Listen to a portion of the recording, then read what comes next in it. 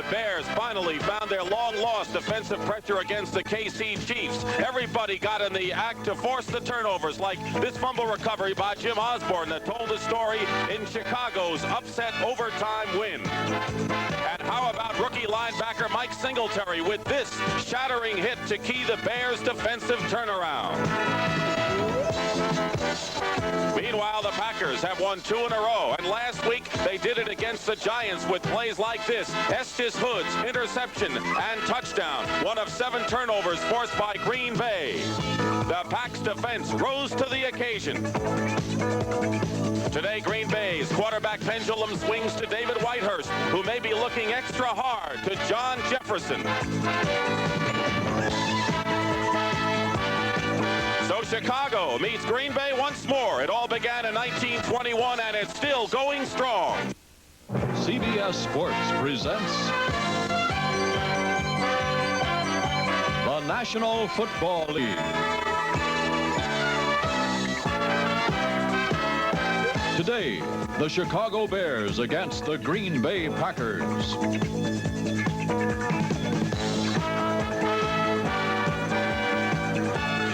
Welcome to the 125th renewal of the oldest continuous rivalry in the National Football League, the Bears and Packers. And good afternoon, everyone. A beautiful day for football. I'm Dick Stockton, and this is Johnny Morris. So David Whitehurst gets the call for the Packers. What does it mean for them, John? Well, it does mean they'll have a more mobile quarterback. As you know, Lynn Dickey is banged up. David Whitehurst has come on very strong the last 2 or 3 games in relief. Was 4 for 4 last week against the Giants as Green Bay rallied to win that game.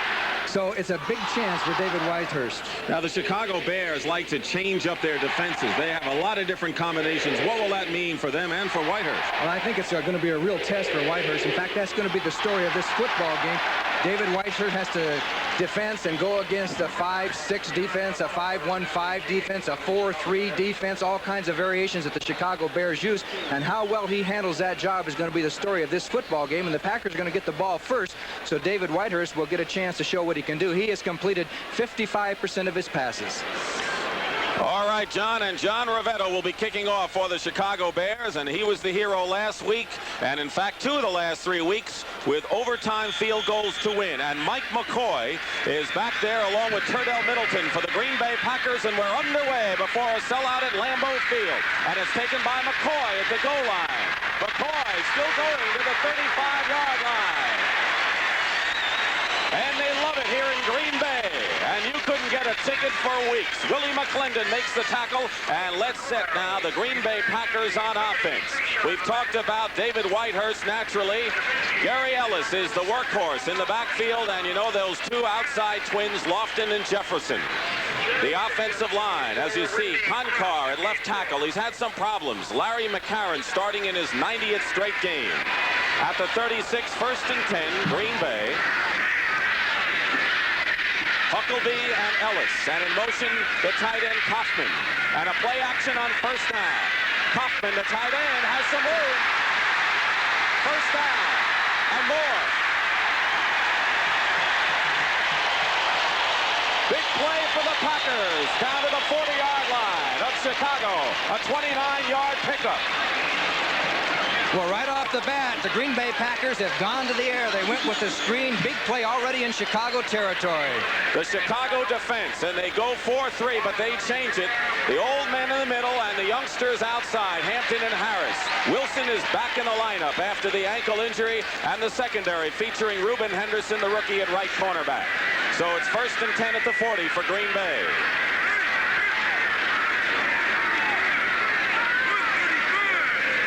In motion again, Kaufman, this time to the other side, and the second back through is Harlan Huckleby, but the Bears smell that, and perhaps a loss of a yard. Jim Osborne, number 68, comes in to make the play.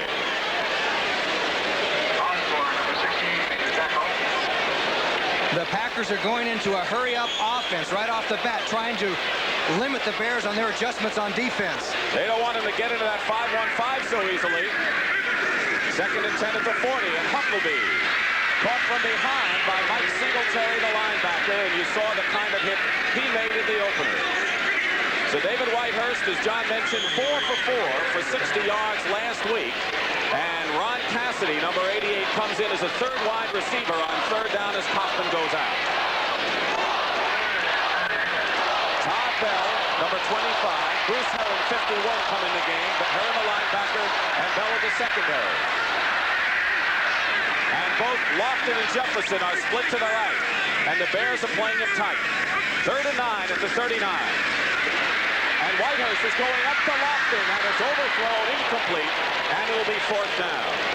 Well, that was a case where James Lofton saw Doug Plank coming, number 46, and he did not. He saw that the ball was high, but he really didn't give it the old try for it because he saw number 46, and he knows what he does downfield to receivers who are strung out. So the Packers had a little drive going with a big screenplay, but now will be forced to punt. Apparently, they are at the Bears' 39.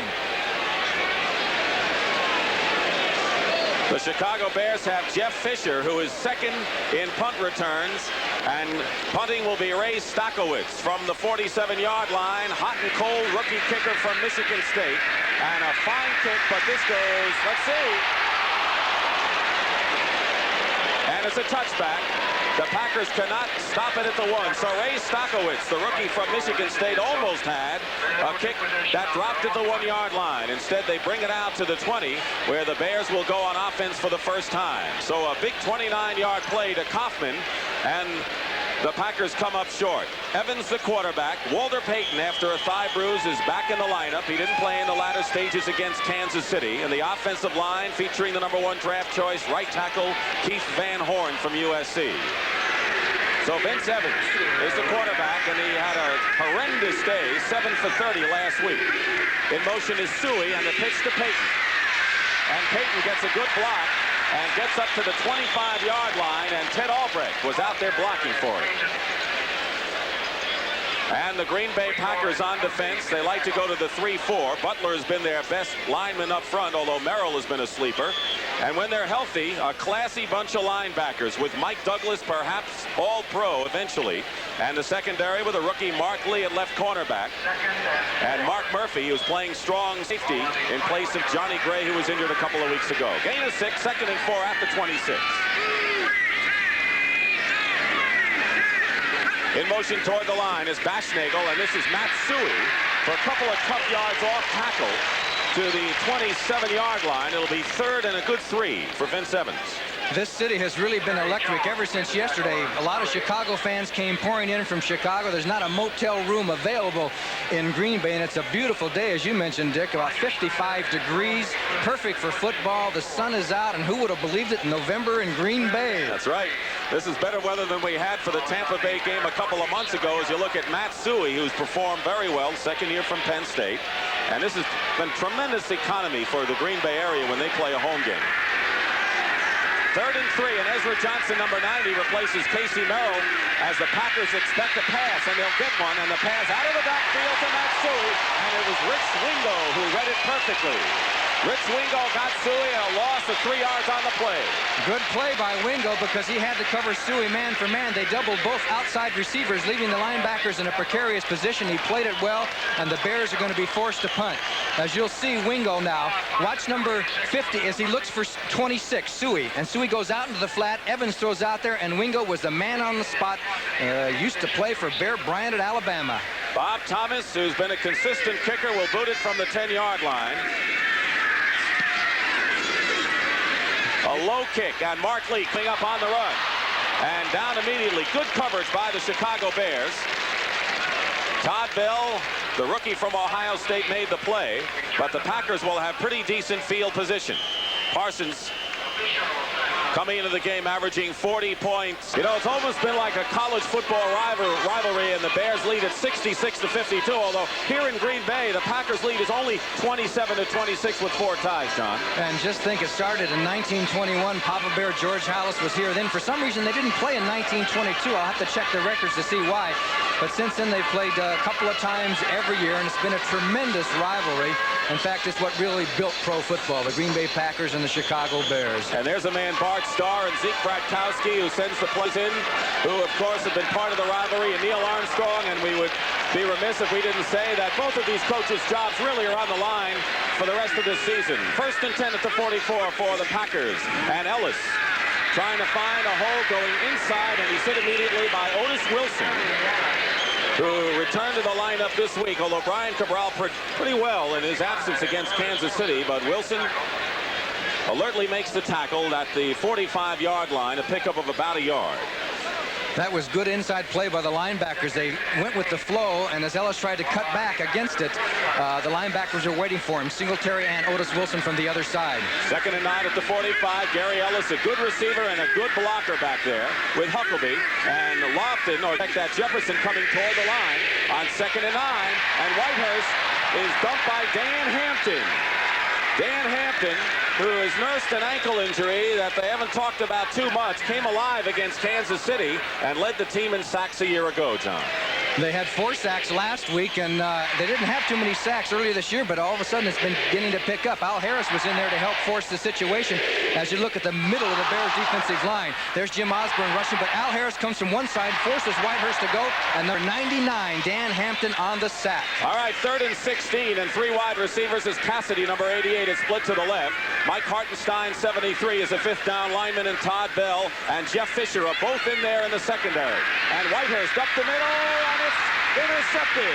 It is intercepted by Jeff Fisher off the fingertips of James Lofton. And so the Bears, continuing their turnover story of a week ago, get an interception by Fisher. There was a 5-1-5 defense. You're going to see 2 receivers together there. There's Ellis, 31, and Lofton, number 80, and it was just a little bit ahead of him. And number 24, Jeff Fisher, was alert for the interception. The Chicago Bears have the ball. And it's Fisher's first interception of his NFL career, the 7th-round draft choice, following that interception by Jeff Fisher. 1st and 10 in Green Bay territory at the 45. 9:21 to go in the first quarter, no score. Brian Baschnagel, number 84, Ricky Watts, number 80, are the receivers, but here is Walter Payton.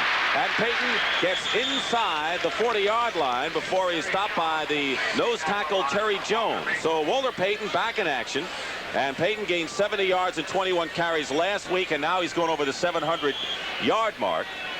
And the all-team leading rushers, as you see, he's 4th right now, and Harris had a good day last week for Pittsburgh.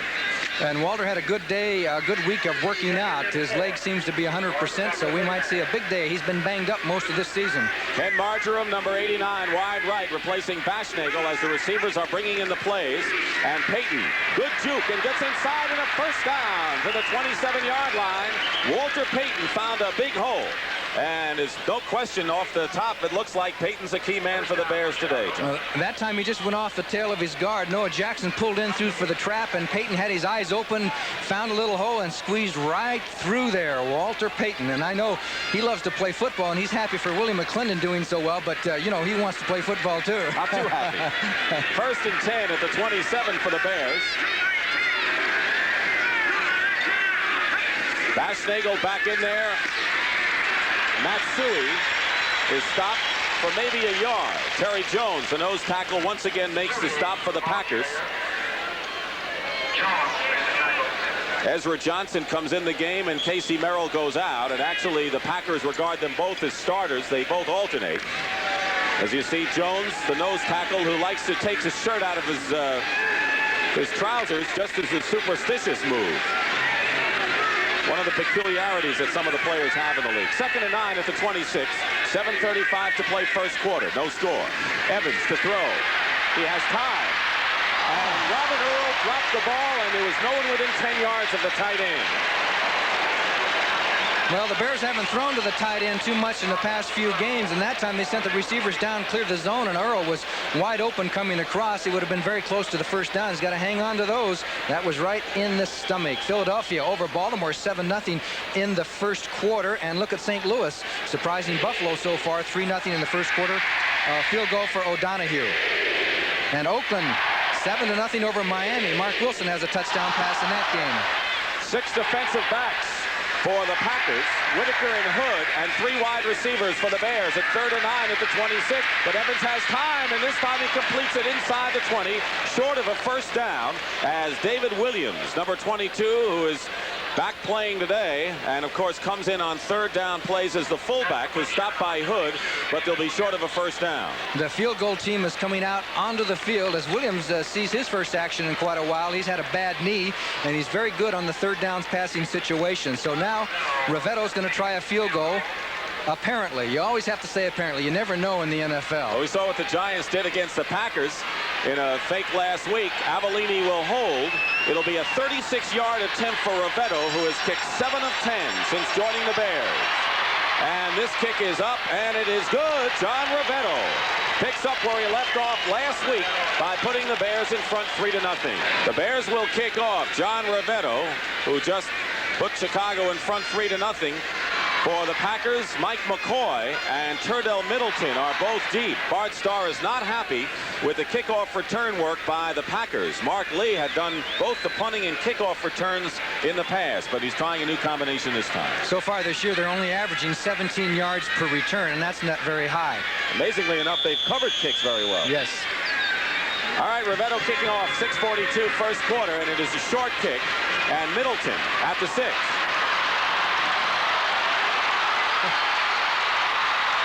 To the 35, Brian Cabral, the linebacker who played last week in Otis Wilson's absence, makes the stop.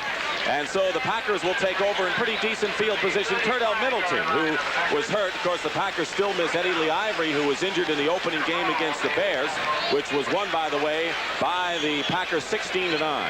Let's see how much the Packers throw on first down. They did it at the beginning of the game, and it was a successful screen. And a lot of people feel that if you want to beat the Bears with a pass, you throw it on first down where you have a chance to get a more conventional type defense. Jefferson wide left, Lofton split to the right. And a quick toss. Wide receiver screen to James Lofton, who has a first down past the 45-yard line and near midfield. Terry Schmidt drove him out of bounds, number 44, the left cornerback. So a quick pass, and one of the things the Pack wanted to do is to get outside on the Bears' defense. Now that play almost went for a touchdown. There was a saving tackle by the ankle from behind there. I think it was Plank that came over and just tripped him up because all three offensive linemen got out there in front, and that was a well-executed play. First down, Green Bay. Lofton coming in the game as the leading receiver for the Packers. Caught only 2 against the Giants last week. First and 10 on Green Bay's 49 out of the eye. And another toss, this time to Lofton, complete, out of bounds at the 30, and Reuben Henderson, the other cornerback, and no secret to what the Packers are doing to the Chicago Bears defense here. That time they beat a double coverage. Actually, it was one-on-one. Henderson up there pushing, but he had Plank to help him a little bit deep. And they caught it right between the zone. He can hit him there, but you see Plank 46 coming over, but it's too late because they didn't throw it so far downfield. Had they thrown the long up pattern, then Plank would have been there for the coverage. Good thinking, good play by the Packers. 2 straight passes, good for 35 yards to James Lofton, and a first and 10 for the Packers. And Gary Ellis had an opening that was sealed in a hurry by the Bears to the 28-yard line. Otis Wilson, the linebacker, makes the tackle. So obviously Lofton is getting the call early. He started out on the right sideline, went to the left, and they're trying to beat the corners down the field. So a gain of 2 for Ellis. His second now and 8 at the 28. Packers' offensive line has not protected the quarterback well this year. And in order to hit the deep men, he's going to need time. And notice on that 4-man front, the 3 linebackers all inside the defensive linemen. It's a stacked defense. They're playing the 4-3, and another quick release. Lofton again, and James Lofton is a first down and out of bounds at the 10-yard line. And it was Gary Campbell this time. So the quick pass to the wide receiver, and a good move by Lofton, and Green Bay's threatening. Excellent play as Lofton got away from Plank and Henderson on the quick pass. Plank first, and then he puts a little juke onto Henderson, and if Campbell had not been hustling from his linebacker position, Lofton would have had a touchdown, but the Packers on the move via the passing game. And 3 receptions to Lofton, that one for 17 yards, and it's first and 10 at the 11. And there you see at the top of your screen, Jefferson and Lofton are split. And Jefferson comes toward line in a play action. Whitehurst overthrows Kaufman, and Gary Campbell was defending on the play. So it'll be second and 10, and keep in mind that the Packers can get a first down without getting a touchdown. Interesting play, and a good play that the Packers have used before, where they have Lofton going against the grain, back against the flow of the quarterback, and it's worked for him in the past. At that time, 59, Gary Campbell had it well covered. Now we have a second and 10. Let's see if the Packers go with a couple of passes rather than trying to run it over. I have an idea they're going to pass. Bears are in their 5-1-5 as Jeff Fisher comes in at the secondary. Mark Hartenstein, number 73. Mike, former Penn Stater, is in as a down lineman. Second and 10 at the 11. And that inside pressure And the pass, penalty marker down, and it may be offensive interference on Jefferson. Let's see. Terry Schmidt was back there. The pass was intended for Jefferson, and 2 penalty flags are down. And apparently it may be against Schmidt. We'll see. It is. Terry Schmidt is guilty. And it's going to be 1st and goal at the 1. The Bears had a blitz. 46 was picked up. That was Doug Plank, and they just threw out their one-on-one situation, and we can't really pick it up there, but they're calling Schmidt for interfering with Jefferson, and it's going to be a 1st down at the 1. That's what you call a big call. Referee is Gene Barth. Gary Lewis, number 81. 2nd-round draft pick from Texas Arlington is in there at the wing-back right. 2 tight ends are in there for the Packers. 1st and goal at the 1. And Harlan Huckleby is stopped short of a touchdown. And a superb play by Lee Coons, number 57 from Nebraska, to prevent the touchdown. Yes, he lined up way back at the goal line and just looked to see where the hole was going to be and threw his body in there and stopped Huckleby's momentum. So the Packers are second with about 3/4 of a yard. Now watch 57. He comes flying in there. He comes from way back, and there's nobody really to block him. And if he can time it right, he can stop the ball carrier. 2nd and goal now at the 1. Ellis is the up back. And a play action. They're looking to throw. Harlan Huckleby has a touchdown. Green Bay.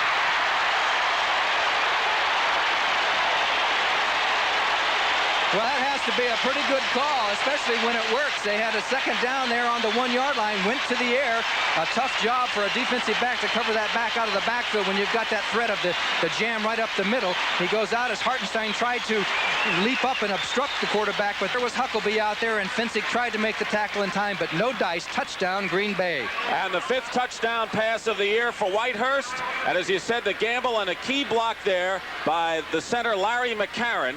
And Huckleby with his 1st touchdown reception. The extra point by Stenerud is good. And now the Green Bay Packers have taken the lead with 4 minutes and 48 seconds to go in the 1st quarter. And a gorgeous afternoon with the crowd roused for this one. Telecast is presented by authority of the National Football League, and it's intended for the private use of our audience. Any rebroadcast or other use of this telecast without the express written consent of the Green Bay Packers and the National Football League is prohibited. You know, Johnny, we were taking a look at George Hallison an earlier day, and of course he and Curly Lambeau, who we'll see later on, coached each other for 29 years against each other. They weren't real friends, were they? No, I understand they never shook hands, but they played football. Emory Moorhead on the return for the Bears, and a very fine return for Moorhead out to the 36-yard line. And against Kansas City in the overtime, he ran a kickoff back 56 yards, but the Bears couldn't score that time. Both these teams have had trouble on kickoff returns, but you wouldn't know it by today. In fact, a lot of people predicted maybe a 3-3 game, nothing, because of the offenses haven't been all that hot. Well, we got something going. It's already 7-3, and we're only a few minutes into the game. Johnny, one thing we've learned is that whatever is expected, the opposite will happen. Especially in a Bear-Packer game. 1st and 10 at the 36-yard line. 7-3 Packers. Baschnagel, 84. Watts, number 80, are the receivers. Baschnagel split left. Evans will throw. He lost his footing momentarily, but he completes to Ricky Watts nonetheless. A 1st down at the 47-yard line. So Ricky Watts, who last week caught 2 passes and a touchdown throw in the 1st quarter, gives the Bears a 1st down. Mark Lee must have been 10 yards off of Ricky Watts on that play. As you're going to watch to the right upper part, and you're going to see how far Mark Lee is off of Ricky Watts. Nobody around, and it was like duck soup. So they might have to play a little bit differently. At the 47-yard line, there you're looking at Ricky Watts. Got a lot of speed, but still wearing the flak jacket and nursing the rib injury that he had. Also a hamstring. And here's Walter Payton. Payton. Look how he looks for those yards. Successfully, we might add, to the 46, and he picked up a good 7 before Mike Butler, the lineman, made the tackle. Mike Butler, #1 draft choice in his 5th year. And of course, he was taken the same year as Ezra Johnson, who comes in once in a while on pass situations. Cincinnati off to a lead. 3-0 over Los Angeles. Pittsburgh, the Steelers over Atlanta, 7-0 in the 1st quarter. Bradshaw to Cunningham for a touchdown. Evans struggled last week. 6 touchdowns and 10 interceptions for Vince in his 1st full year. 2nd and 3 at the 46. Matt Suey is close to a 1st down. Terry Jones, the nose tackle, was there. So it'll be 3rd and short, or else they'll have the 1st down. I think it's going to be a touch short. It'll be about maybe a half a yard. Looking at the Packers defense and now the Bears on offense. We told you Matsui fumbled in a controversial call in the opening game of the year on the 1-yard line. And the Packers won 16-9. Robin Earl, number 81, has come in. Mike Cobb, number 87, who has had a chest injury but is playing. In motion, Watts, 3rd and 1 at the 43. And Walter Payton dives to the 40 for a first down. He is almost impossible to stop on that play. If there's a little air there, he's going to find it and get up and over. He would have been great in the Olympics with maybe a double swan dive or something like that. Probably would have gotten a gold medal. For sure. He gets a gold medal in the NFL as Philadelphia being tested here. Curtis Dickey scored for Baltimore, but the extra point missed. 1st and 10 at the 40. Watts wide right, and Marjoram is split to the left.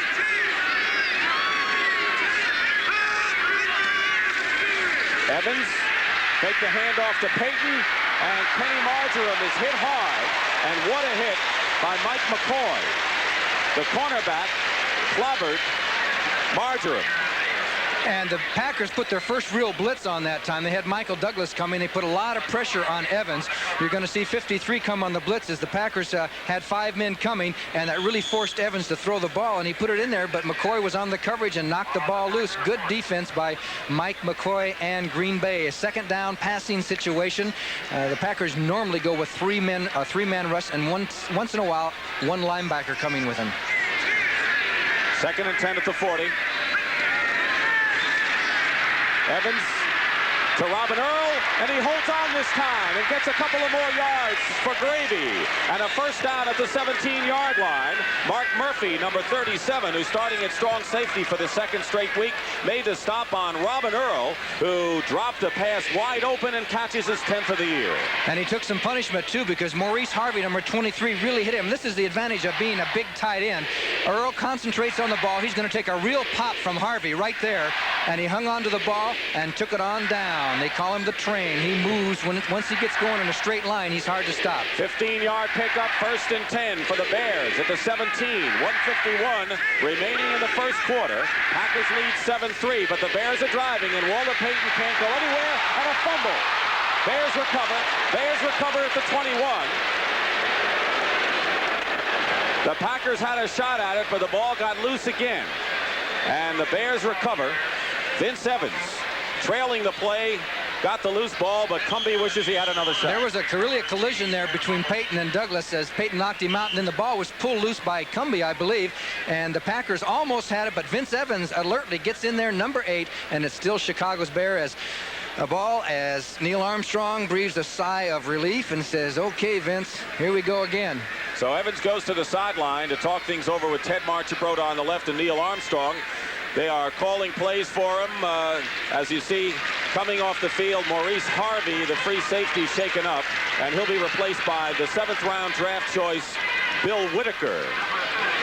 And I think Harvey didn't get hurt on this last play. It was the play before when he collided with Robin Earl. He's been a real steal for Green Bay. They got him on as a free agent and has done a good job as Vince comes back in. He likes to have the plays called for him. He's now saying that maybe it'll help me out for the rest of this year. He wants to call his own plays eventually once he becomes a more experienced quarterback. Right now, he'll do what the coaches want to do. 2nd and 14 at the 21. With 1:06 to go in the 1st quarter. Blitz. Evans has gone back. They picked up the blitz effectively, and this pass is knocked away, intended for Ricky Watson. A penalty marker down in the end zone. Bill Whitaker and Mark Lee defending on the play, and there's a penalty. Boy, this crowd is the kind of crowd you hear at a college game with a cheering for defense and so forth. Gene Barth. Number 30 defense, interference, first down on the 1-yard line. It's on Bill Whitaker. And the Bears got a break on that one. They actually threw into double coverage up there in the corner, and the Packers had it well covered. You'll see Lee has him here, and as Watts goes to his corner move, there's Whitaker, number 30, is right there on the coverage, and he comes in there. Boy, that's a tough call. It was almost like Watts running into Whitaker. That's a very controversial call, I'm sure, as the fans go wild here in Green Bay. Evans can't hear the signals, and he's Probably they're saying, look, just go and call the play because it's not going to get any better.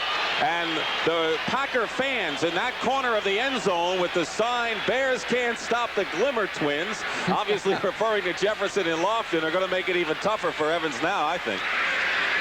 It's going to be noisy. A couple of weeks ago, the fans went wild here in the game against Seattle, and the place just bellowed for about 10 minutes. And that's going to go down as a controversial call because the Packers had it well covered, and it's just one of those calls that's the official's judgment, and he's closer to it. There's a crowd, and they're going to let here they go. First and goal at the 1. Suey is the up back. And they go to Walter Payton, and Payton is close. Within inches, Walter Payton couldn't leap it over, and it'll be second down. And one of the men that made that play was George Cumby, number 52. The linebacker in his second year was hurt last year. Look for him. And they have Kurt Alleman in there, too. He's real good on trying to stop these high flyers. Boy, look how high Payton got. And there's Michael Douglas, and there's Cumby. Everybody is in on the tackle. And obviously they're keen where Walter Payton goes because the Bears have such a tendency to do that with him. The other thing that they will do sometimes is quarterback sneak Vince Evans this close. Second and goal. Watts is moving. And Matt Suey has the touchdown to put the Bears back in front. So who expected this kind of scoring? This is normally enough scoring for 2 games between these clubs, John. Yes, and Matt Suey was wide open, and the Packers should have figured that one out because they weren't in an I formation. Payton's at the right halfback spot, and that was the key that they're going to give it to Suey instead of giving it to Payton. And Suey goes in as everybody went for Walter, and you cannot stop Suey once he's got that yard and that open daylight. So the Chicago Bears take the lead. Third touchdown rushing of the season for Matt Suey, and Rivetto with Avellini holding will attempt the point after touchdown. 10 plays, 65 yards for the Bears, and the kick is good. So on both touchdown drives in this game, they've been helped along by pass interference calls in the end zone. First led to Whitehurst to Huckleby for a yard, and then the second pass interference. Have had 2 good kickoff returns already today. Middleton and McCoy are standing at the 3-yard line. McCoy to the left, Middleton number 34. And it's heading over toward Turdell Middleton. Inside the 10, and he stepped out of bounds. Turdell Middleton steps out of bounds at the 7-yard line. A bad break for the Packers. Well, he thought he could catch it and then go right up the sidelines, but the momentum took him on out, and that's the kind that coaches will look at in the films and say, what are you doing? You get an F on that play. But it's very difficult sometimes. That was a short ball. If he lets it hit, and it was short and high, he lets it hit and it bounces the wrong way, you never know what's going to happen. At least they have the football, and Chicago does not have it. Tightrope play here, John. Yes. There he goes, 1, 2, 3, and his toe hits it. First down, Green Bay at the 8. First and 10 at the 7-yard line. And it's Huckleby on an inside counter. Osborne grabbed him around to the 10-yard line, a gain of 3. And Huckleby, of course, played at Michigan. In the Rose Bowl, he was originally a number 6 draft choice by the New Orleans Saints. Couldn't bust that lineup with Galbraith and Muncie, and went to play Canadian football and may have found a home here in Green. Start of the second quarter, the Bears lead at 10-7. And is on their own 10-yard line. Second down and 7. Lofton wide left. Jefferson right, and Gary Ellis carries and gets to the 11-yard line, and that's all. Otis Wilson makes the tackle. Now for an NFL Today report. Let's go to Brent Musburger in New York. Dick, second and goal for the Bengals. You look for Pete Johnson on the run, but they sent him out to receive a pass, and Kenny Anderson got him, and the Bengals lead the Rams right now, 10-0. They're in the second quarter. Let's go back to Dick Stockton and Johnny Morris in Packerland. All right, Brent, I'll tell you, that Kenny Anderson's having quite a year to lead Cincinnati. It's 3rd and 6 at the 11 right now with 14:24 opening minute here of the second quarter. 5-1-5 defense for the Bears. Whitehurst at his goal line got hit, and the pass is incomplete, and great pressure there from Dan Hampton, number 899, and he had some help as well. Hartenstein was in too. Well, there's when you're in for problems. When the Bears get you in your own territory on a 3rd down long passing situation, they come after you, and they went into that 5-man front and put all kinds of pressure. The Packers will be forced to punt, and it looks like the Bears are going to have good field position as Jeff Fisher is back to return. Stockowitz who has a 72-yard punt, but has been awfully spotty this year, is 5 yards in his end zone, and Fisher at midfield. And he kicks too many line drives. That's the problem with Stakowitz. There's one right now, a line drive, and Fisher on the run at the 40-yard line. And the Bears are in golden position, but a penalty marker is thrown down at about the 45. So let's wait and see. Jeff Fisher, who is second in the NFC in punt returns, averaging a little over 14 yards, and Eric Torkelson brought him down. That was a 13-yard return, and a holding call against Chicago at a bad time. They were really wetting their lips, weren't they? Yes, they'll still have pretty decent field position, but Stakowitz, who was so good in college, he gets some good kicks, but he kicks those line shots, and that's the way you get hurt. You know, Johnny, they say he loves the cold weather. Maybe the weather hasn't been cold enough for Ray. Illegal block in the back, number 30 on the run back, 10-yard penalty, first down. John Skabinski got the penalty. But you're right, it's still good field position at the 47-yard line of Chicago. So at 14:08, a lot of time to go. You look at the penalty story. Chicago's been penalized a lot this year with the 47. Evans is 4 for 6 for 40 yards so far, and Walter Payton has carried 7 times for 34 yards. This is his 8th carry, and he tried to go outside, and Matsui was attempting to block for him. He couldn't, had to cut in, and picks up a couple of yards. Casey Merrill, number 78, who's had a fine year as the other defensive end besides Mike Butler, makes a stop, and Ezra Johnson comes in for Green Bay, replacing Merrill, and Ricky Watts goes out as Ted Marchibroda sends in the receivers with the play for the Bears. 2nd and 8 at the 49-yard line. Second quarter, 10-7. The Bears lead in this 125th renewal of this great rivalry. It's going to go for Marjoram, I think. Evans up the middle, tried Robin Earl, and it looked like he was going for the official. Incomplete. The official had a duck. That pass was heading for him.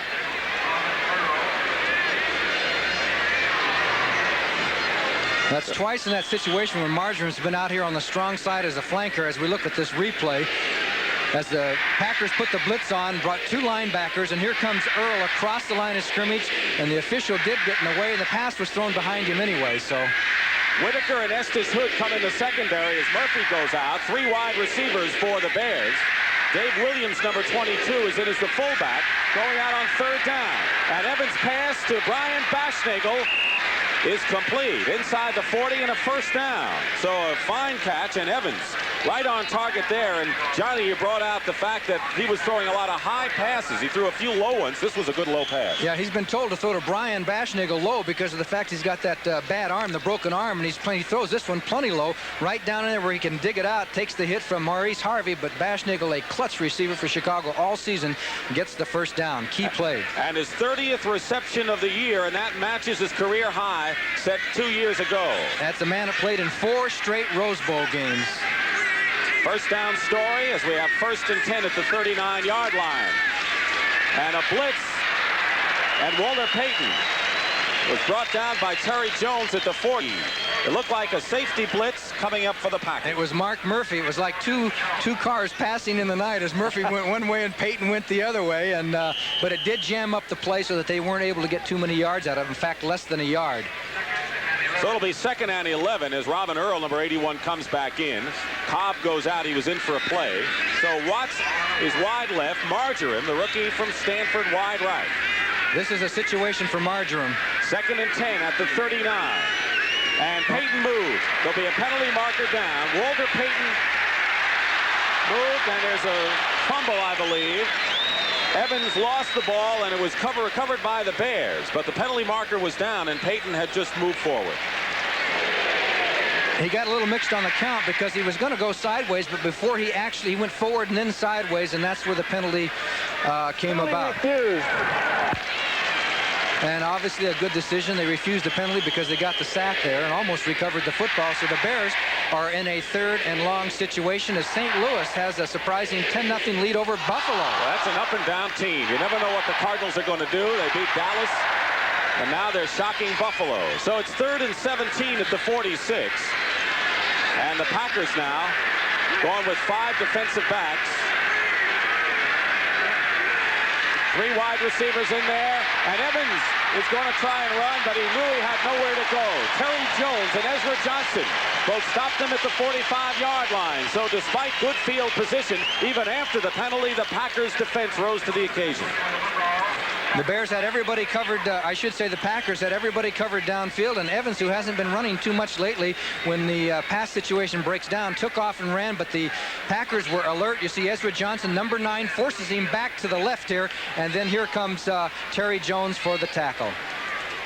So it's 4th down, and Bob Parsons will kick from the 45, heading toward Mark Lee, who calls for the fair catch, and it's down by Matt Suey, or make it Todd Bell at the 2-yard line. So the Bears, with great coverage on that kick, it also took a Chicago bounce instead of going in the end zone, and so the Packers have the backs to the wall here. And it does a lot of times. Parsons is great at kicking inside the 20, the ball. All right, Kermit and his friends are here, huh? Well, the one on the left is the Bears' #1 draft choice, and the one on the right is the Packers. Kermit the Frog.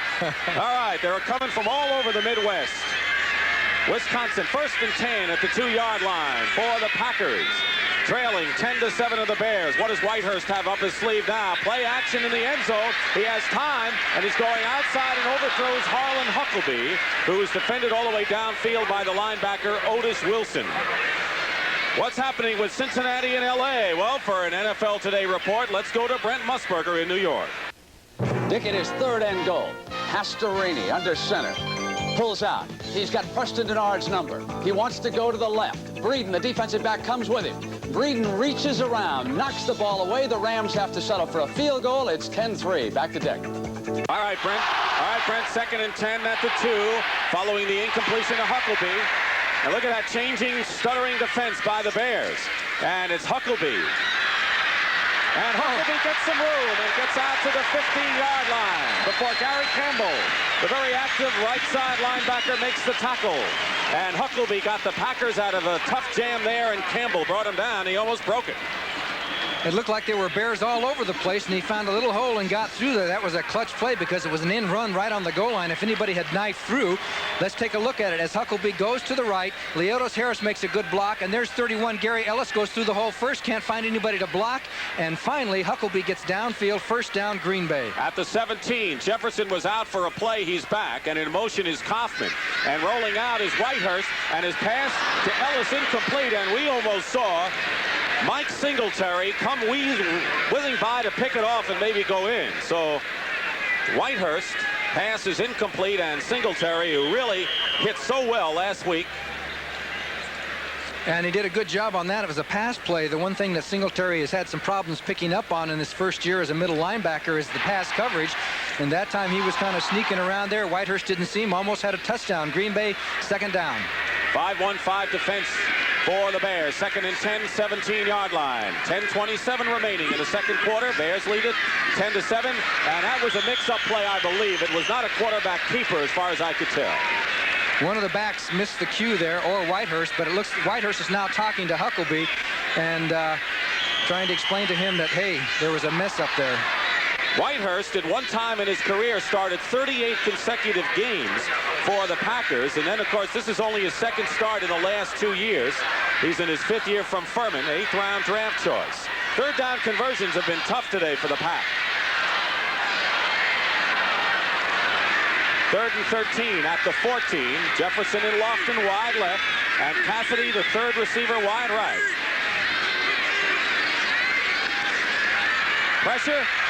The pass, incomplete, and diving and trying to pick up something was Gary Fensick, but good pressure for the Bears as they did against Kenny last week. And with just a 4-man rush, they put a little twist on him. Page got through there, and Whitehurst was under pressure, had to get rid of the ball, and almost had it intercepted. So Stokowitz, he might as well build a tent right around there. He's had to kick twice from his own goal line. If he's going to kick those line drives, he ought to kick either to the right or to the left, not right down the middle. Jeff Fisher at the 43 for the Bears.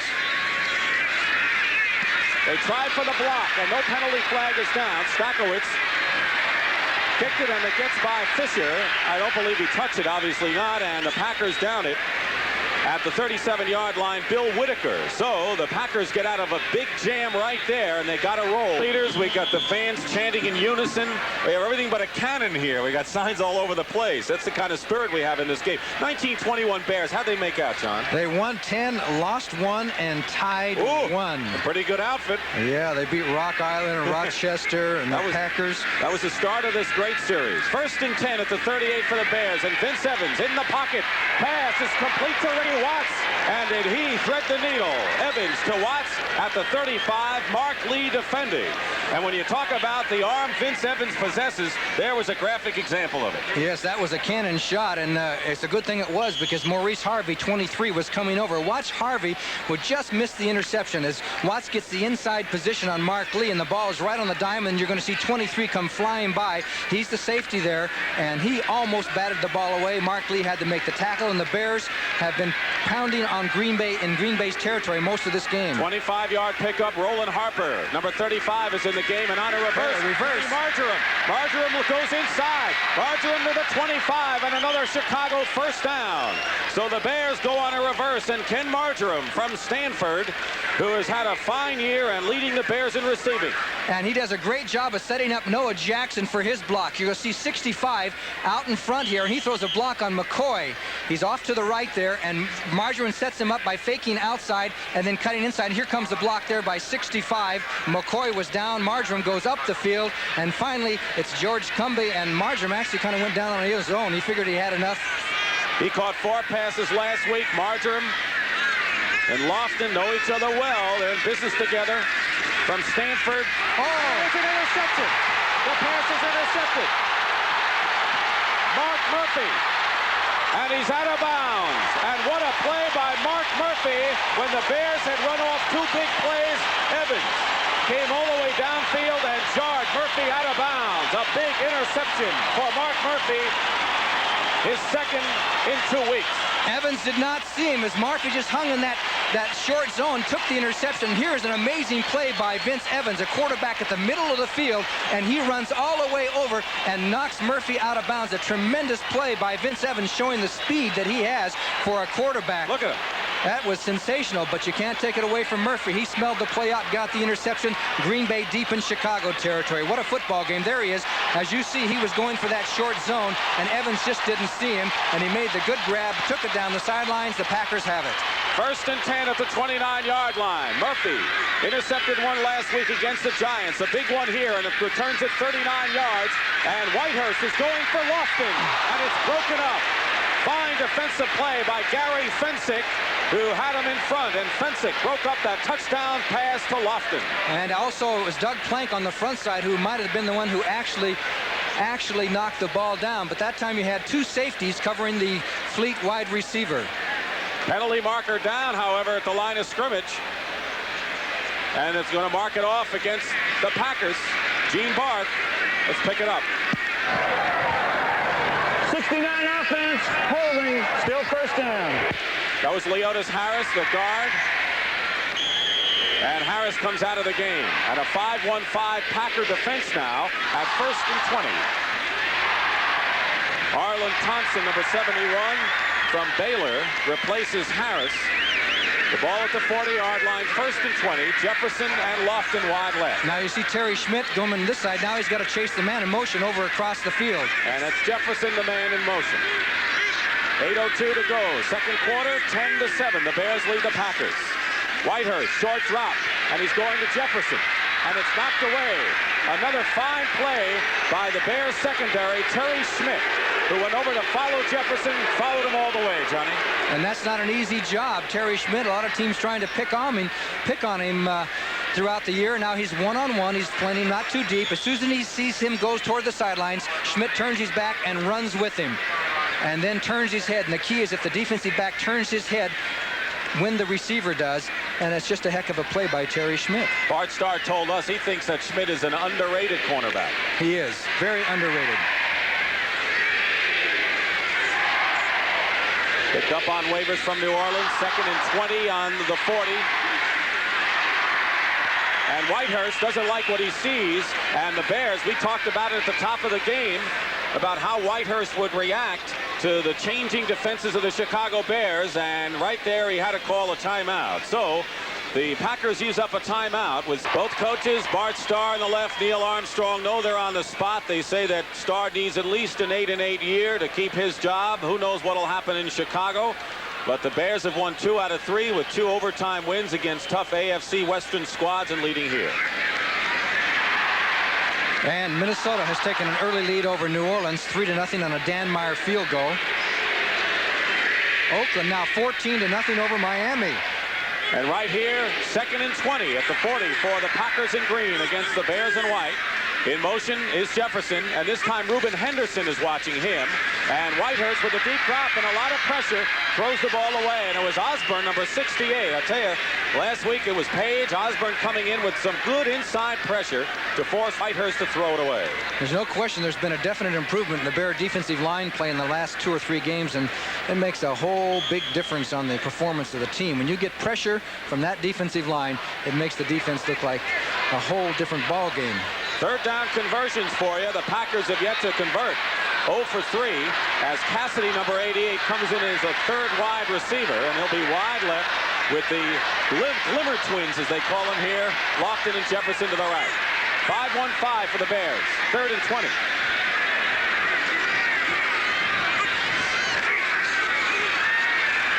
Whitehurst has Huckabee. Huckabee gets away from Fisher. And Harlan Huckabee is going into the end zone. Touchdown. He got away from Fisher.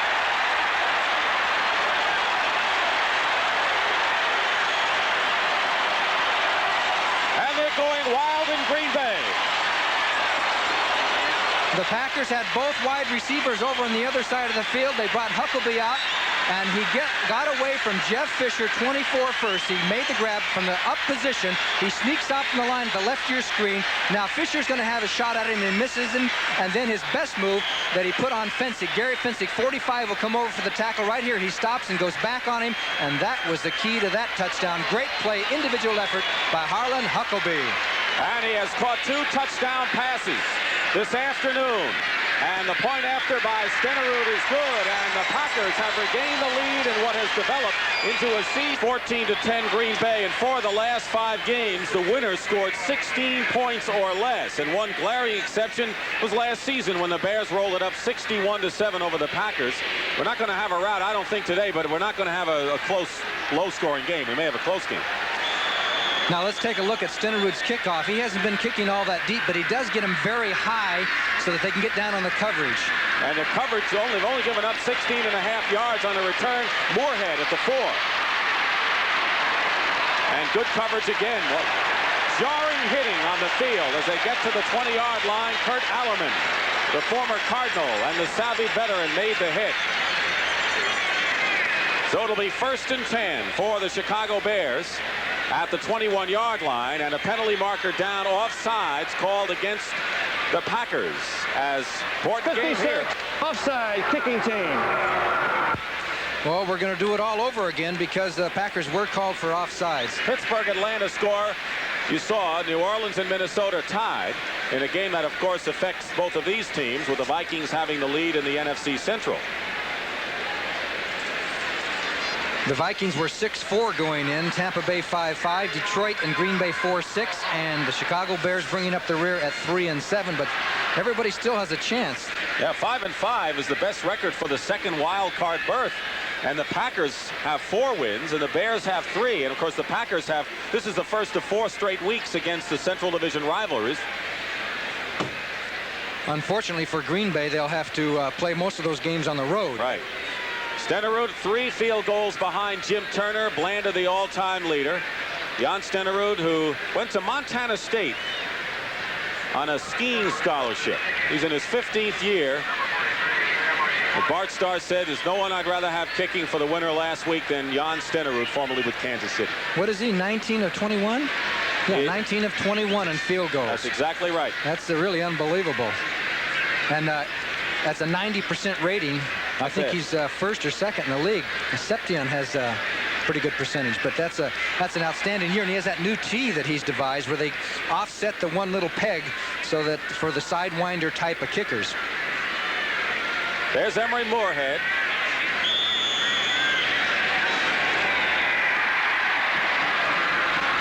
a short kick. Coming over to the side, and Leslie Frazier, a rookie cornerback, picked up the short ball and went out of bounds beyond the 30. We'll call it the 32. An 11-yard return by Leslie Frazier, and that's where the Bears have it. And we have a barn burner. Most people would have said, hey, this game's going to be, what, 3-3, 10-7? No way, not today. It's too nice a day. Everybody has to be entertained. Evans has thrown for 76 yards, 6 for 11. And the total offense is virtually even. 1st and 10 at the 32 for the Bears. Play action for Vince. He gets hit, and his pass is behind Marjoram and almost intercepted by Mark Lee. But tremendous pressure put on, I believe, by Casey Merrill. That time there was a little mix-up between Marjoram and Evans. I think Marjoram made a little adjustment in his pattern that time according to the defense on the double coverage. You're going to see Casey Merrill, number 78, as he got by Ted Albrecht to the inside and put the pressure on and almost had an interception. So the Bears are into 2nd down passing situation. So Vince Evans from USC. He was a 6th-round draft choice and the lowest-rated quarterback in the NFC coming into this week's game. Walter Payton is just surrounded by a bunch and a loose ball, and the whistle had blown. There's no fumble. The whistle had blown. Rich Wingo is right in the middle of that pack early. And I think it might have been Douglas who stripped the ball from him, but they had already been forcing him backwards, and so you can't call a fumble. His forward progress, and he was being hugged down, you might say, and they swiped the ball, but at least they tried. For the Packers, Estes Hood and Bill Whitaker come in. Mark Murphy goes out. They're going with a 5 defensive back and a 4-man front with Ezra Johnson. David Williams, 22, is the fullback, and 3 wide men in there for Chicago. Fumble at the 34, and a loose ball. Bears recover, but they'll have to kick. Some of the Packers, that's Michael Douglas saying, I got the ball, I'm going. He says, you can't play without this. They got a lot on the sidelines. Mike, don't worry about it. And they had a little trouble on the snap that time. Evans never did get control of the ball. So Mike Douglas, we haven't mentioned his name too many times, but he has been an active pursuing linebacker this year as Bob Parsons kicks from the 15. Ron Cassidy and Mark Lee. Lee is the deeper of the two, with 6:26 remaining in the half, and a good spiral, not very high. And Mark Lee, who returned one for a touchdown last week, gets a few, and that's all before Brian Cabral makes the tackle. So the Packers are leading it 14-10, trying to sweep the Bears for the first time since 1972. And Green Bay has it following that 42-yard kick and the 5-yard return. Well, more exciting NFL action next week, and these are the central games that mean a lot to us, John. We'll be in Chicago for the Lions and Bears. Green Bay is at Tampa Bay. A couple of good games, and the Bears will be glad to get home. They've been on the road for 3 straight games. So the NFL today will start it all off on a big Sunday of NFL football on CBS Sports. Check your local listing. Let's see if they throw on first down. They have been successful 4 out of 5 times throwing on first down. At the 37, the Packers 1st and 10.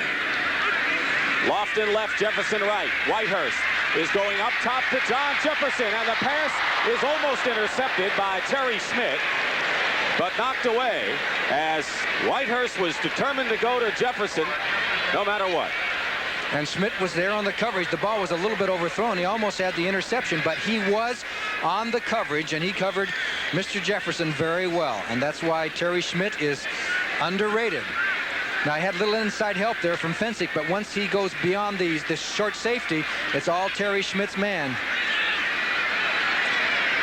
The Packers had success with quick tosses outside. They haven't gone back to that. 2nd and 10, and Harlan Huckleby gets ahead of steam and has a first down, and he is tackled by Otis Wilson in devastating fashion, and awfully close. The crowd thinks to a face mask call, but no penalty marker is down. Huckleby is having a terrific afternoon. He has caught 2 touchdown passes and has run for another first down. Yes, it was a high tackle. He hit him around the neck, but they rule he did not grab the face mark. You can hit him in the head if you're making the tackle, but you can't grab that mask. No call, and it's first down Green Bay. Jefferson to the top. Lofton split to the bottom. First and 10 at the 49-yard line. Packers in their own territory. Play action and pressure by Alan Page. And the pass is incomplete. Jefferson to the top. Lofton split to the bottom.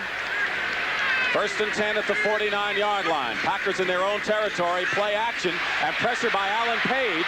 And the pass is incomplete. They wanted to go to the tight end Kaufman, but Alan Page turned that play around for the Bears. He also got a little necktie tackle there and kind of distracted Whitehurst for a moment, at just enough so that he couldn't throw that pass accurately. David Whitehurst, out of Furman, born in Germany. And like he pointed out, he must have come from the military family because of some of the areas he's lived in. Yes, he grew up in Decatur, Georgia. That's pretty close to, what's that fort down there? Fort Benning. Second and 10 at the 49 for the Packers. Huckleby. Huckleby, again, a first down inside the 40.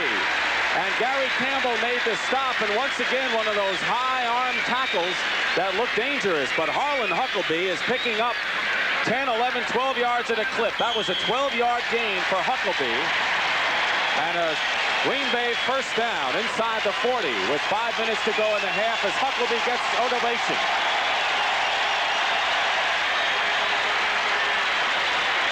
He's replaced by Turdell Middleton, who is the third leading rusher, gained 147 yards this season, no touchdowns. At the 39, first and 10, an audible by Whitehurst.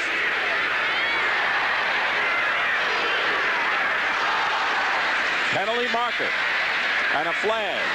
Pass is incomplete. They were going to Ellis out of the backfield. Singletary knocked it away, but the penalty first. Dick Stockton and Johnny Morris at Lambeau Field, and what a game we've got between these rivals. The legal procedure call against the Packers will make it a 1st and 15 now. And you know that it's going to go down to the fourth quarter. Something's going to happen to cause one team to win or the other. Some fluke, huh? Yeah, well, they had the Suey fumble in the first game. Last year they had Chester Marco's field goal blocked, and illegal motion, 80 the Packers ran it on in, and then there was a game that was a 61-7 washout. Always something out of the ordinary happens when these two teams play. Lofton was the guilty party, but the Bears declined a penalty, making it 2nd and 10 at the 40. Interesting. Yes, it is. Bears in a 5-1-5. So they'd rather cut a down off of Green Bay's scheme than get the yards. Now the linebacker Otis Wilson is probably going to have to cover Kaufman. Now he goes, spreads out, and they switch over, and you see 55 on 82. Quick toss out to the tight end. Hoffman slides out of bounds. He picked up maybe 3 yards at the most. Gary Fensick was covering. It stopped the clock with 4 minutes and 28 seconds to go in the half. It'll be 3rd and 7 now for the Packers as Paul Kaufman comes back. He was a free agent out of Kansas State. Actually, John Meyer, the defensive coordinator, went to see a fellow named Gary Spaney, a linebacker who's now with Kansas City, and Kaufman begged for a tryout, and he has been the regular tight end now for Green Bay. 3rd and 7 at the 37. 4-1-6 defensive secondary. 6 backs in there and 4 down linemen for the Bears. Whitehurst, his pass, Lofton, he's got it. First down at the 22. Covered by Reuben Henderson, and Gary Fensick makes the stop. And Lofton, who caught 3 in a row early in the first quarter, catches another one.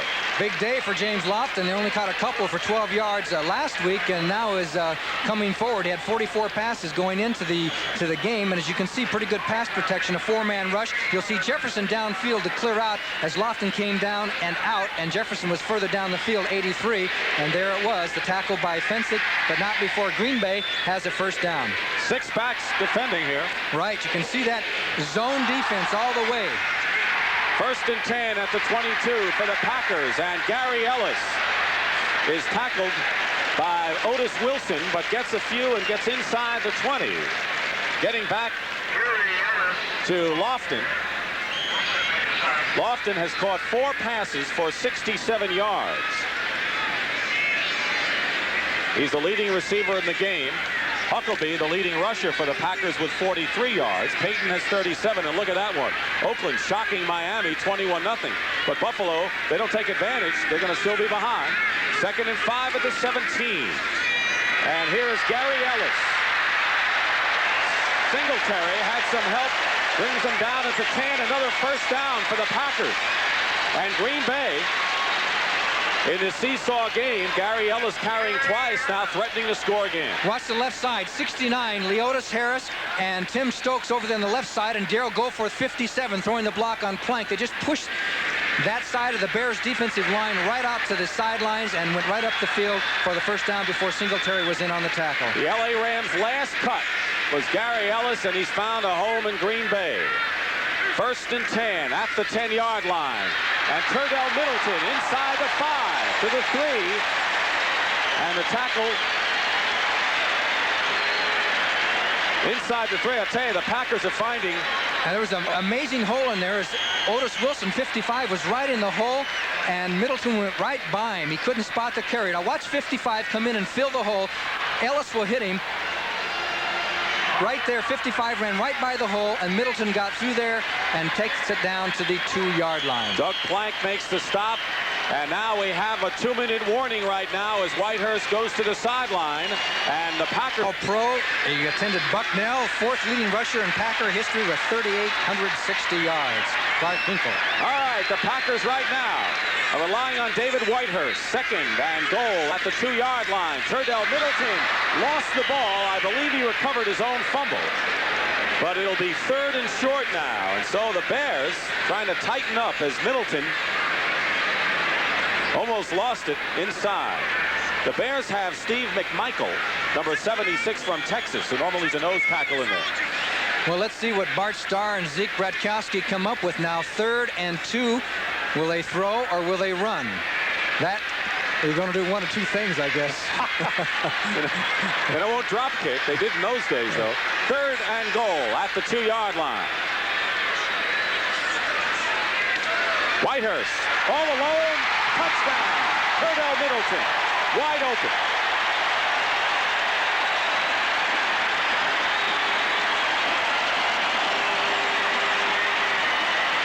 That one ended up being so easy, they almost blew it as the pass was a little bit short. There was a mix-up in the Bear defense because he was wide open out in the flat, and the Bears had pressure on Whitehurst. He just dumped it up and over, and somebody made a mistake out there because there's no way a player should be all by himself like that. Turdell Middleton, touchdown, Green Bay. And for Middleton, his first touchdown reception for Whitehurst, number 3 in the ball game. He made sure that grab, didn't he? Stenerud adds the point after, and so the Packers have opened up 21. As the Bears duel the Lions in the Central Division action as Stenerud gets set to kick off. And on the receiving end will be Emery Moorhead, number 43 for the Bears. 1:17 remaining. Very high kick. And it's taken there by Leslie Frazier. And Frazier stopped at the 25. Estes Hood on the tackle as the Bears will now go into a 2-minute offense. There's 1:12 left in this first half. Well, coming up at halftime, Brenton Erb with scores and highlights, and Jack Whitaker's Legends of the Game featuring Frank Gifford. Also an unusual appraisal of each other's abilities. Tony Dorsett of the Cowboys and Billy Sims of the Lions talk about each other with obvious respect. And don't forget, they're going to be clashing head-on after this game. Dorsett and the Cowboys against Sims and the Lions. 1st and 10 at the 25 for Evans, and his pass to Walter Payton, but Wingo is there at the 28-yard line, and it'll only turn out to be a 3-yard pickup. Timeouts remaining. The Bears have all of theirs. The Packers have 2. Lining up quickly. Williams out of the backfield. Penalty marker down. Payton could not hold on as Cumbie hit him. It'll be 3rd down, but the penalty first. It's against Chicago. Now, what do the Packers do? Well, they can either have it be 2nd and about 12, or they could have it be 3rd and 6. Illegal motion, 80 offense, penalty refused. 3rd down. Well, I think I'd agree with that. Give them one more down, and And if you can hold them this one down, you got them in a spot rather than giving them the extra down. As Neil Armstrong, worried, and rightly so, talking to Freddie Cato, the trainer of the Chicago Bears. So apparently he's inquiring about somebody's injury. 3rd and 7 at the 28. Evans is back, has time, he runs, and he gets away. He has a first down. Vince Evans into midfield and is down there. And the Bears immediately call one of their 3 remaining timeouts with 39 seconds. Bears had a good week of practice. 1st and 10 at midfield. Packers try to put pressure on Evans. It gets the ball away, incomplete to Walter Payton. Not much Payton could have done there, as the linebacker George Cumby was right with Walter. So the clock now shows 34 seconds at 2nd and 10. There are so many times that Payton comes out in the flat, and especially in these 2-minute situations where he is the safety valve receiver. In other words, where Evans is looking downfield and can't find him. The best way to throw it, he was open and open and open, but finally when Evans decided he's my safety valve, he was covered. If you're going to throw to Payton, you throw it to him and design the play, and he'll run the 40 or 50 yards from him, but not as a safety valve. Your other backs are your safety valve receivers. Packers in a 4-2-5 as the inside linebackers come out. And a whistle with 32 seconds.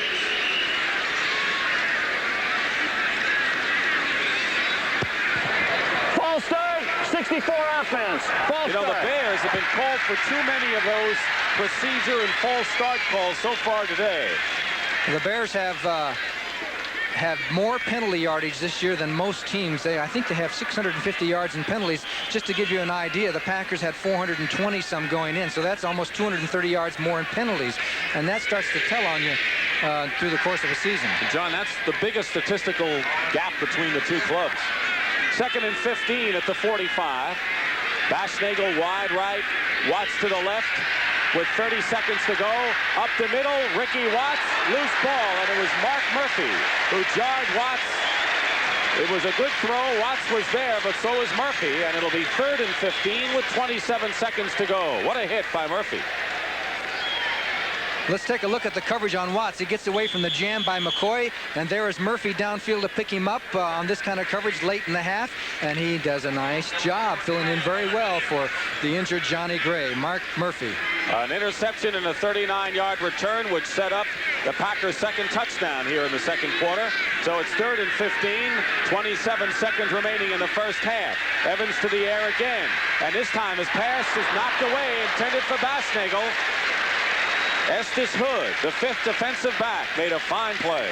He had 2 interceptions last week. Estes Hood is really coming on as the Bears are going to be forced to punt with 23 seconds left, and the half is not over. If the Packers could get some kind of a decent return and complete one pass, they might pick up a field goal. Who knows?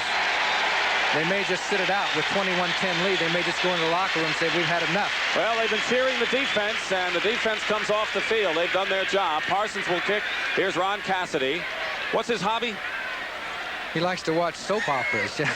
I couldn't believe that. He listed that as a hobby, so we asked him about it. Ron Cassidy. And there's a mix-up in the backfield, and McCoy was backing up, and Cassidy was coming up. And this is what gives coaches gray hair. And we have an injured Bear down. Al Harris is shaken up, but getting up under his own power.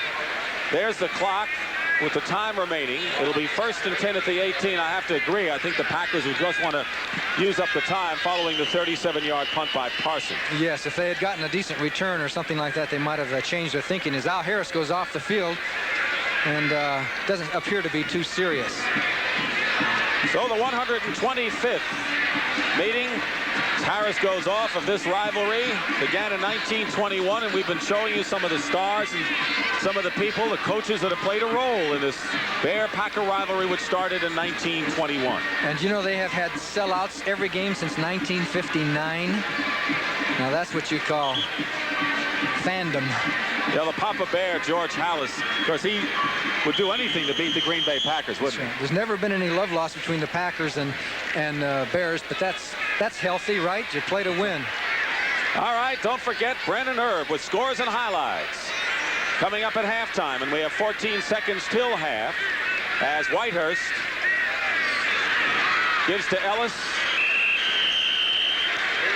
Clock is running, and they're going to let it run down apparently. Doug Plank made the stop, and listen to the crowd They're enthused about this game, and why not? We're here at Lambeau Field, and Green Bay leading Chicago 21-10. Jan Stenerud boots the ball, and Emery Moorhead is deep for the Bears at the 5-yard line. Bears are down by 11, and the penalty marker is down as we get to the 22-yard line. We'll check out the penalty in a moment. Usually it's a sign that there may be clipping or holding, and that's the case against the Chicago Bears.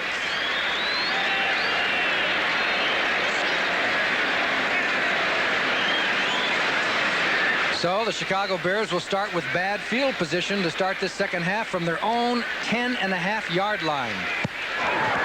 Illegal block above the waist from the rear, number 37 on the run back. First down. That was on Willie McClendon, so it's first down. And boy, I tell you, we needed our pom-poms here with all the enthusiasm. That's right. Look, Mom, no overcoat in Green Bay. Who expected that in the second week of November? But we hope you're enjoying the game, and the Bears have the ball at the 11-yard line, first and 10, trailing by 11. Peyton 34, Suey 26 are the running backs, and Walter Payton tries to go outside. Good rumble, with little luck. He fumbled, and it was picked up again by Waller. George Cumbie made the tackle, and he's been an active linebacker today. And get some credit to Mark Murphy, who strung the play out and did a good job. As you look at the first half statistics, the Packers in total yards 196 to 148. Offensive plays pretty even. Actually, the stats aren't that far apart. Time of possession is kind of even. The turnovers are even, although Mark Murphy's interception set up the big touchdown. Here's Vince Evans, who is 7 for 16 for 79 yards and 1 interception. On the 11, Suey cuts inside and gets to the 15-yard line before Mike Butler makes the stop. Butler played down the line, and I know that Suey saw him coming. He had a wide open shot at him. Good play by 77. Well, that's what Evans has done today, and Whitehurst has had a glorious afternoon. 3 touchdown passes, 9 for 21, but compared to what Evans did last week, this isn't a bad game either. He only completed 7 last week. That's right. And you know, the last time the Packers had a winning season, David Whitehurst was the quarterback. 1978. 3rd and 6 at the 15-yard line, and 3 wide receivers are in for the Bears. And instead they go to a draw. Matt Suey, and he gets to the 22-yard line. George Cumbie makes the tackle, and it'll be a first down for the Bears. So a good call there by Evans. Cumbie, there you see him from Oklahoma. He was out with an ankle injury virtually all of last year. And we have to give Matt Suey some credit. That was good hard-nosed running by Suey. That wasn't a big hole for him. He just pounded his way through. As you look at... Is that a Packer fan? That's Green Bay's #1 fan. He better be. He sacrificed his looks for that. I don't want to be there when he has to wash that off. 1st and 10 at the 22. And the pitch goes to Payton. And Payton, following a wall of blockers, which closes up in a hurry. Wingo and Butler and Cumbie were all over there. It looked like Payton was going to fake a throw. Did you see that? No, I didn't notice that. I was watching Mark Murphy, 37, and he is doing a heck of a job on those end runs for Green Bay. He's getting out there in the flat very quickly and kind of stacking it up and allowing his other teammates to come over and make the tackle. Number 37, Mark Murphy, doing a good job. Mark Murphy, who made the big interception. So Walter Payton, who in the first half, or right now, has 40 yards and 11 carries, over 9,000 yards, 4th leading all-time rusher. He's not wearing gloves today because the weather is so good. He normally wears 1 or 2 gloves. 2nd and 8 at the 24 for the Bears, trailing 21-10 in the 3rd quarter. Payton cutting and juking and close to a first down. Mark Murphy coming up and making the hit to prevent Payton getting the obvious first down, but they have it anyway. So Waller picks up the first. Payton has gained 100 yards in only 1 game this year, and that was in the overtime victory over San Diego. Casey Merrill and Ezra Johnson alternating, and Merrill is in there now. 2 tight ends for Chicago as you look at Bart Starr and Zeke Bratkowski. Starr, the great legend quarterback here, but it seems that everyone since Lombardi has had trouble in this coaching seat. First and 10, 33. Pitch to Payton. Suey blocking. Walter Payton around side. It's a first down and knocked out of bounds by Maurice Harvey, the free safety who was acquired right before the season started from the Denver Broncos. And you mentioned Suey blocking. He did a good job on that, number 26, Matt Suey. And there's Harvey. But the Bears have decided, apparently, that they're going to come out the second half and run that ball and try and run it right down the Packers' throat. As you look at Walter Payton with 43 100-yard games, he's second to the legendary Jim Brown. And right now, Payton has 65 yards following that 16-yard pickup. First and 10 for the Bears on their own 49. Opening minutes here, third quarter. And Payton, they're going Payton left, Payton right, but it's been working so far as Walter collides at the 45-yard line. And a gain of a good 6. Maurice Harvey coming up from free safety. So Payton now is 70 yards, and he has a head of steam going, John. Well, we're seeing a steady diet of 2 tight end situations, too. For the extra blocking, Cobb and Earl are both in there, running off the I formation most of the times with one receiver, or at least one wide receiver.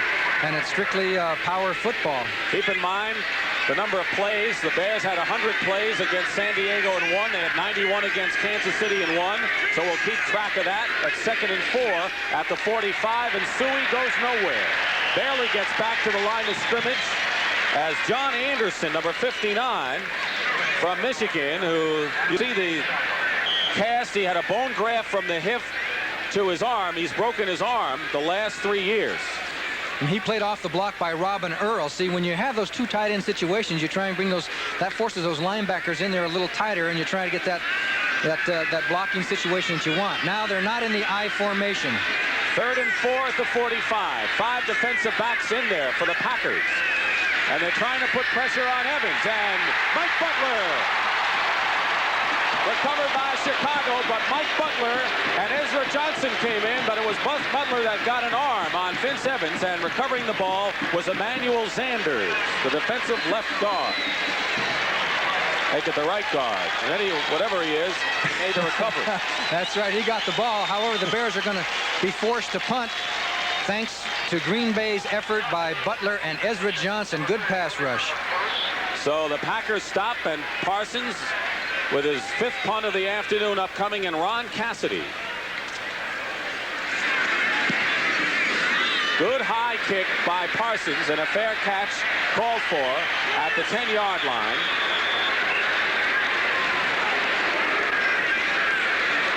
A little mix-up in the communications there because he probably shouldn't have tried to fair catch. Who was 5-11 2 years ago, 5-10-1 last year, and 4-6 in this game. 1st and 10 on the 10, and Gary Ellis changes direction and gets good yardage, close to a first down at the 20, before Otis Wilson from Louisville makes the tackle for the Chicago Bears. Good heads-up running by Ellis. He kept his eyes open because it got a little bit jammed. He had good blocks from McCarron. Leotos Harris came across, and he came back against the grain, got himself some yards. Good heads-up running. Lofton with 4 catches. Huckabee and Kaufman each with 2. It's 2nd and 1. At the 20-yard line, Harlan Huckabee does not make it, I don't believe, as Jim Osborne just took him, picked him up, and threw him down. So it'll be 3rd down, and coming in now for the Packers, Gary Lewis, number 81, and also number 33, Jim Jensen, who was the leading receiver and ball carrier for the Denver Broncos last year.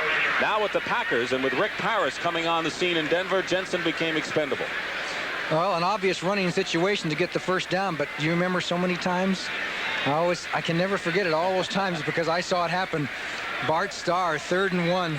Play action pass. Play action pass. Max McGee, Boyd Dollar, right? Paul Horning out of the backfield. They're short by the length of a football. Maybe they could send Starr in for this one play. No? Hey, take off that sweater. Whitehurst Who knows can do what's it. under that sweater? Speaking about Denver, they're leading Tampa Bay 14-7. And don't forget, next week the Packers will go against the Tampa Bay Buccaneers in Tampa Bay. Minnesota with a 1-game lead over Tampa Bay, 2 games over Detroit and Green Bay coming into this afternoon's action, and the Bears at 3-7. And keep in mind, coming up next, most of you will see the Lions against the Dallas Cowboys. So it's 3rd and 1 at the 20-yard line. Gary Ellis has the first down. Dan Hampton got him, but a little bit too late, and so the Pack continues possession as Lofton and Jefferson come back in. Dan Hampton from Arkansas says, boy, I came so close to getting him, but he was short. One thing the Packers are doing is eating up this third quarter in a big hurry. There's only 7:37 left in the third quarter, and it seems like it just started. They probably realize what it's like to be in a Bear-Packer game. There shouldn't be this much scoring, and now they're reverting. So John Jefferson is split left. Lofton to the right at the 22, 1st and 10. Whitehurst play action. And Ellis incomplete. I got to give Whitehurst a lot of credit because he saw Huckabee was open as a safety valve out of the backfield, but he still wanted to force the ball and get it upfield. He hung in the pocket for a long time. Then he threw it he zipped it pretty hard there for such a short pass as he's looking to the sidelines to Zeke Bradkowski for the signal on this second play, but I still like the call. First down. A lot of teams, when you're ahead 21-10, would run the ball and try and get some drives going that way. He threw on first. I love it. Jets 17-3 over New England in the third quarter. The Jets were 5-4-1 going into this game.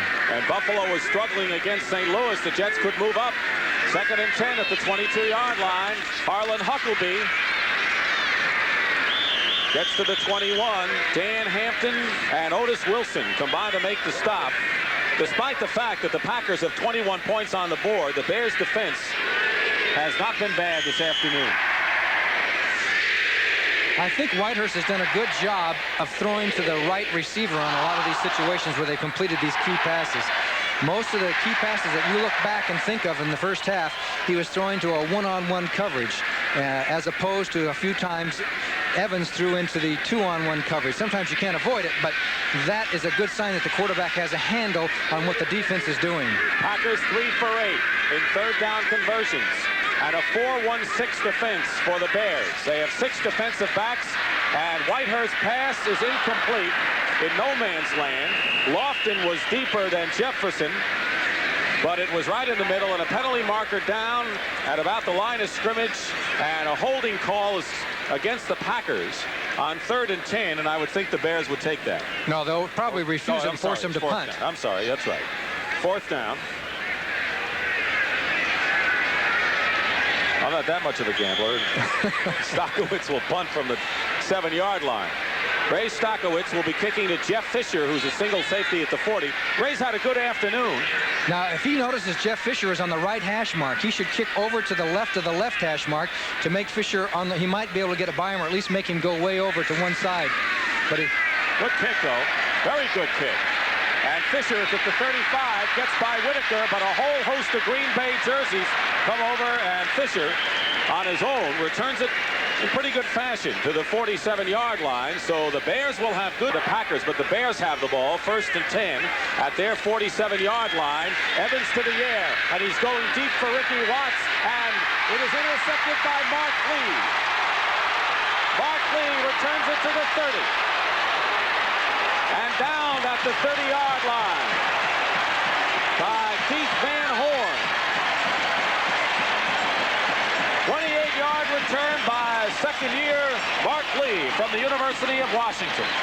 And he had Ricky Watts covered all the way, playing off deep, and he just watched the ball, and it was a little bit off the mark, and not a pun on the words, but Mark got it, and you're going to see a block by number 78, Casey Merrill, on Matt Suey, number 26, 78 on 26, coming up right there, boom, and that was really some kind of block as the Green Bay Packers have the ball in good field position. And the Packers have it 1st and 10 on their 30-yard line. Lofton and Jefferson wide left, Ellis and Huckabee, the setbacks. And Jefferson goes in motion, and Gary Ellis finds a hole, and Singletary finally stops him at the 35-yard line to pick up a 4.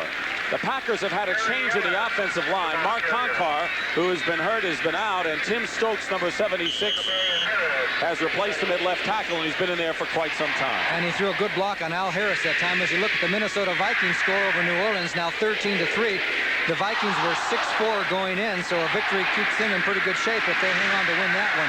There's Pittsburgh 21-10 over Atlanta in the third. Second and 6 at the 35 now for the Packers. The lights are on here at Lambeau Field as it begins to get slightly overcast as Harlan Huckleby puts on some steam and gets to the 40-yard line, a yard short of a first down. And the free safety Doug Plank came in to make the play. So this is a big day for Huckleby, who has now carried 10 times for 47 yards. Make it 48 for Huckleby, the former Michigan star. He's done a pretty good job. As you know, Eddie Lee Ivory was injured at the first game of the year against Chicago. He's had all those knee problems, and Huckleby has done a good job with some help from Turdell Middleton. Steve McMichael, number 76 from Texas, is coming there now for the Bears as a 5th down lineman. Gary Lewis is in there as a second tight end. 3rd and 1 at the 40. Whitehurst, the quarterback. And Harlan Huckleby has a first down. Hampton the tackle, but not before Huckleby picks up another first down for the Packers, and it's 50 yards on the day for Harlan. He put his nose in there that time, didn't he? He was coming off. It was actually an off-tackle play. He saw a little daylight cutting up the field and got there and got the first down. As Bart Starr says, I like it, I like it. Bart Starr says he went with Whitehurst just as a gut feeling. He doesn't believe in changing quarterbacks because of injury as far as their status is concerned. First down's virtually even.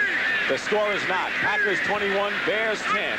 Under 4 minutes to play here in the 3rd quarter as Whitehurst is going up top to James Lofton. And it's overthrown as Henderson and Doug Plank were covering on the play. Don't forget, following this game, and most of you will see, the clash between the Detroit Lions and the Dallas Cowboys at the Silverdome in Pontiac, Michigan.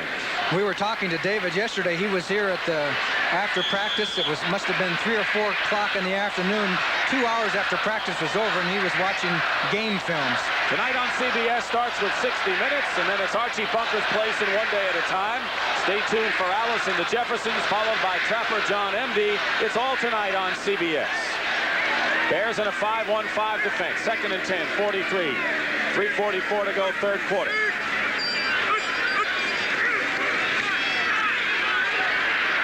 Lofton overthrown. Terry Schmidt was with him step for step. It'll be 3rd down. That was the same play they tried early in the game that was successful. Just so that quick one before the safety can get over there and just beyond the cornerback. Didn't quite work that time. James Lofton. There he is. Terry Schmidt, 44 on the coverage. He actually got about a half a step, but the ball was slightly overthrown. James Lofton, who is a business partner of Kenny Marjoram. They have I guess a real estate deal going out at Stanford. Kenny Marjoram broke James Lofton's records at Stanford. That's doing something. As well as Tony Hill and Gene Washington's record. 4-1-6 defense. That means 6 defensive backs in there for Chicago. And Alan Page puts the chase on Whitehurst, and Gary Ellis drops the ball. I don't think he was going to go far because the Bears had Bruce Herron, number 51, ready to get him. But he was the only one there. If they had gotten a block on Herron, that could have gone for big yardage. But there was pressure, and it did not work as Bruce Herron got in the middle of the screen. To stop Green Bay's drive, the Packers will be forced to punt. And the man who made it all happen was Alan Page. As you look at Stockowitz, Page is retiring after this year. And Jeff Fisher is at the 15-yard line. So we've had a scoreless 3rd quarter thus far. Fisher, the 15. And gets to the 21. Boy, there was a penalty there, but they didn't call it. I think Willie McClendon might have blocked Bill Whitaker in the back. Everybody in the stand saw it except the officials. So, 2 tight ends, Mike Cobb and Robin Earl for the Bears. At 1st and 10 on the 21. In motion is Basnagel, 84. And here's Walter Payton. And I'll tell you, Mark Lee was the man that stopped that play. He didn't make the tackle, but Mark Lee forced Payton to leap, and it was Mike Douglas who put the tackle on him. But good pressure from the secondary for the Packers on that play. The Bears have got to try to get some way to prevent Mark Lee from getting up there so quickly to jam up what they're trying to do. And if they're going to continue to try and run Payton off the I formation around the ends against this 3-4 defense, you better start hitting somebody there. 2nd and 10 at the 21. Marjoram wide right. Ricky Watts to the left. Stewie and Payton the backs. And Evans is going for Ricky Watts, and he throws it out of bounds. Double coverage out there by McCoy and Harvey. And Evans got some pressure there. So the Green Bay Packers have not put a lot of pressure on opposing quarterbacks as far as sacks, but they're pressuring Evans a bit today. Estes Hood comes in as a 5th defensive back. Murphy goes out, so Whitaker also comes in for Green Bay. That's been their alignment today. The Bears had suffered only 6 sacks in the last 6 games. So their sack percentage has gotten better and better on offense. David Williams is in as Neil Armstrong and Mark Jabro to talk on the sidelines. 3 wide receivers and Williams 22. 3rd and 10 at the 21-yard line with 2:36 to go in the 3rd quarter. Dave Williams out of the backfield, but he is hit immediately, and a loose ball, and it is still Chicago ball, but Mike Douglas, the man that the Packers are starting to say has all-pro potential, made the hit on Williams. And I think Dave Williams might have hurt his knee again. As the backs came out of the backfield and crisscrossed, Peyton and Dave Williams crisscrossed about 2 yards down the field, and he chose Williams on the pattern, and he was hit. And that's too bad, because he's gone through a lot of suffering in the last few weeks, and it looks like he took it again. Davey Williams, cut loose by the 49ers, played up in Canada for a while, and his return. Dave Williams on the bench, and we saw Don Hudson, who, by the way, still holds the NFL record for most touchdown catches in a career, 99. As we go back into history in this Packer-Bears series, Parsons to punt. This is the 125th game in 60 years. And the Bears lead at 66-51 in 6 ties, but the Packers lead here, and Mark Lee is going to the 26-yard line to get that ball. And drop at the 35. So we have 1 minute and 50 seconds remaining in the 3rd quarter. It has been a scoreless 3rd period. After the seesaw, first half ended up with Green Bay in front 21-10. A 51-yard kick for Parsons, who is having a terrific afternoon, John. Yes, he's steady as she goes. Steady as she goes. He punts high, he punts far, he can punt short, punt out of bounds inside the 20. In fact, he leads the conference in kicks inside the 20 that go out of bounds. At the 35 for the Packers, 1st and 10. Beautiful afternoon for football here. Temperatures in the 50s, and on the draw play, Harlan Huckleby gets to the 35, back to the line of scrimmage, and that's all, and a penalty marker is down. Maybe a late hit on the Bears. They're calling it on Gary Fensick. However, the whistle had not blown, and unless they're calling for a spearing, the whistle definitely had not blown when Fensick put the hit on him. Fensick is arguing to no avail. Let's pick up Gene Bart. Personal foul, unnecessary roughness, 45 defense, a late hit. It's on Fensick. Automatic 1st down, brings the ball to the 49 of Chicago. And now the Bears have to be careful, as we'll take a look at that play, to make sure that the Packers don't score. Well, it will appear to be a late hit on this replay, but the whistle had not blown when Fensick came in to make that hit on his way down. 1st and 10, Packers. Whitehurst hit, but gets rid of it to Lofton out of bounds. Pressure coming in from Hampton and Alan Page. They get Osborne. So far, Whitehurst is 9 for 26, 140 yards, 3 touchdown passes, and the savvy veteran Alan Page in his last year. 15 years, never missed a game in all that career. Out of Notre Dame, of course, played for the Vikings for so many years, and has really helped the Bears the last 2 or 3 years. Whitehurst told us, you got to watch out for Page. He knows when to get in there, when to not, knows about the counts. He makes up a lot for his experience, I'll tell you that. Whitehurst pass is dropped by Lofton out of bounds. He had it, and he dropped it at the 39. Reuben Henderson defending on the play, so it'll be 3rd down. The reason he dropped that, for any youngsters who are watching, was that he put his hands out to catch the ball rather than bring it in. Now watch, this ball is going to come right into his shoulder pads and his stomach, but he's not going to wait for it. He's going to put his hands out in front of it and catch it first. And that is not the proper technique to catch a football. Let the ball come in and then catch the ball rather than stick those hands out for it. Todd Bell and Jeff Fisher are into the secondary, so there are 6 defensive backs and 4 down linemen with Hartenstein in there. 3rd and 10 at the 49-yard line. And that's what the Bears are doing. They're showing a safety blitz, and the pass up the middle. The Lofton is complete, and a first down at the 37. Doug Plank hit Lofton, but not before. The former Stanford star has a first down. Did you see him kind of mess up Doug Plank's hair afterwards? The Bears put the blitz on. Everybody coming up the middle. Lofton concentrates on the ball, takes Plank's hit, and it was a tough one. Now stick with it, and you'll see him get up and tap Mr. Plank right on the head. Good, tough, hard-nosed football by James Lofton on this one as he got away from Terry Schmidt. And 46 is going to come into your picture, and this is what he's famous for. He'll hit you. He'll hit you. And Lofton took it, got up, and said, first down. Thanks, Doug. Lofton, 5 catches for 80 yards. Huckleby has caught 3 TD passes, and Gary Ellis tries to go outside and can't. A fumble. And the Bears apparently have recovered. I think Al Harris picked up the loose ball. And Chicago apparently has blunted the Packer threat there. They have. And that's a big play for the Bears because another touchdown at this stage might have made things dim for Chicago. They're down by 11 as it is, but now they have a respite. And Neil Armstrong's happy about that. There's no question this game has still got a long ways to go. We're not even in the fourth quarter yet. As the Bears force a turnover, you're going to see a pretty good block there by Harlan Huckleby on Gary Campbell. Then Ellis goes to the outside trying to play off his block by Tim Stokes, and finally the ball is stripped away by Otis Wilson. 55 is the man who really gets credit for stripping it. And Al Harris said, look, I got the ball. So he takes off, and he's going to lateral to Doug Plank. There he is. Good heads-up football. That's the first fumble for Ellis since the opening game of the year. Pretty good record. Evans fakes the pass. Casey Merrill is chasing him, and he's going to go deep for Marjoram. Incomplete. Marjoram was back there. But so is Mark Lee and Mike McCoy. What an arm. Evans threw that ball 60 yards. 60 yards off balance, and he spotted the man way downfield, across the field, and threw it.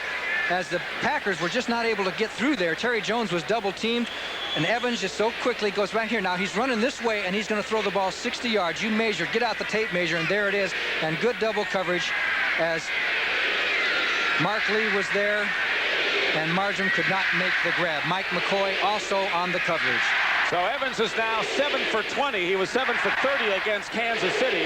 He has 79 yards, 2nd and 10 at the 46-yard line. Less than 30 seconds to go in the third quarter. Pass to Suey. He's still going. And Matt Suey, with the second effort, has a first down for the Bears at the 43-yard line.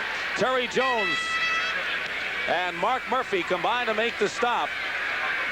So following the fumble by Ellis, who had fumbled twice in the opening game against the Bears, a completed pass to Matt Suey. And Still at 60 degrees that's out right. there. Yeah. They don't show me anything. 1st and 10 as we start the fourth quarter for the Bears. Walter Payton, who gets inside the 40-yard line. Dick Stockton and Johnny Morris here in Lambeau Field. And other scores around the league. And let's start off as Payton goes back to the huddle with the game we're watching, the Minnesota game. The Saints 20-3 in the fourth quarter. Looks like they're going to win their 7th game of the year. The AFC over the NFC. Denver 24-7 over Tampa Bay. The Buccaneers would fall 2 games behind the Vikings. 2nd and 5 at the 38, and Philadelphia rolling it up over Baltimore. Suey, and a fine play. Terry Jones, he's had a good game as the nose tackle. Terry Jones, number 63. He ran right over Dan Neal, the center, and just busted his way through there and jammed that play up. Good play by Terry Jones to put the Bears into a passing situation. Jones was an 11th round draft choice. He's in his 4th year. Bill Whitaker comes in as the 5th back. Look at that. There is 63 coming across 52, and he hits Matt Suey and knocks him down. And now the Bears will be forced to throw into a big zone coverage. 3rd and 8 and 3 wide receivers. 2 of them to the left, Bosnagel and Marjoram. And Evans is looking to the other side to Ricky Watts, and he has a first down at the 25. Ricky Watts is hit by Mark Murphy, but not before Watts has caught his 3rd pass of the afternoon. This good for 16 yards. Good play by Watts because there were green jerseys all around. Evans threaded the needle on this here, put it up there. He leaped up there and made sure of the grab and then took his punishment. First down, Chicago at the 25. Merrill is back on defense, a 3-4 for Green Bay with their normal complement of 4 defensive backs. First and 10 at the 25 for Chicago. Evans dumps it off to Payton. Payton scoots to the 20-yard line. So it'll be second and about 6 yards. It'll be second down now for an NFL Today report. Let's go to Brent Musburger in New York. Dick, the Cincinnati Bengals have gone to their big man in this situation. Pete Johnson, the former star from Ohio State. He goes in for the touchdown. The Bengals lead the Rams 17-3. Ray Malavasi's job could be very much in jeopardy. Let's go back to you in Green Bay. All right, Brent, and Cincinnati heading for their 8th win in 11 starts. And a surprise in the Central Division this year. Walter Payton up the middle. Gets to the 10-yard line, a first down. Maurice Harvey made the stop on him. So Payton getting inside, and the Bears with that big pass to Watts, setting up a touchdown they need with a lot of time to go here early in the 4th. And you said the key word. The Bears need a touchdown, not a field goal in this situation, being down 11 points. Payton has been the workhorse, 18 carries for 91 yards. Mark Gibrota, former head coach with the Baltimore Colts. But he has been around as an assistant with many clubs. First and goal at the 9 for the Bears. Here's Waller. Gets a yard, that's it. What a play by Michael Douglas, number 53, from the other side of the field. What speed he has. Mike Douglas, who had a fumble recovery last week and a 5th-round draft choice in his 4th year, was the defensive most valuable player for the Packers a year ago. And the Packers love him. He's the best of a pretty good group of linebackers. Yes, he is, and he was a pretty good track man. He could triple jump 50 feet, high jump 6'8". That's not too bad for a linebacker. Or anyone. Right, or anyone. Second and 8 at the 8 now. Second and goal. Packers leading 21-10. Blitz, all-out blitz. And Evans gets rid of it, and it's over. The penalty marker down. And Ricky Watts got the call from McCoy, I believe. McCoy may be guilty of pass interference, and that'll set the Bears up. I think it was a good call. Looked like McCoy had his hands all over him before the ball got there. Interference, number 29 defense in the end zone. First down and a 1. So that's the second pass interference call that has gone against the Packers. The first one was Whitaker. This one is McCoy. The Bears took advantage for their only touchdown the first time. Byron Braggs, number 73, and Kurt Allerman, number 60, come in the game right now. First and goal at the 1. 2 tight ends for the Bears. And once again, Evans can't hear the call.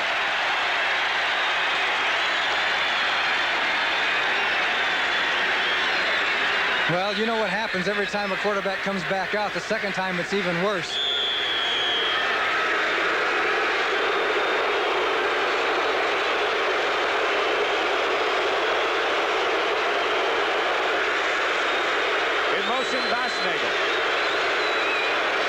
Matsui, no good. Doesn't make it. Second and goal. In fact, I think he may have lost a yard. Packers playing it tough defensively here. Good penetration. Watch the defensive line. They get across and penetrate. Suey has no place to go, and he did lose, well, maybe a half a yard. So the Bears still have a good shot at it. Second down and 2. Terry Jones, who was in on that last play, has been important cog in Green Bay's defense thus far. Second and goal. Out of time, in case you're interested, 10 minutes and 15 seconds. So I formation, I formation.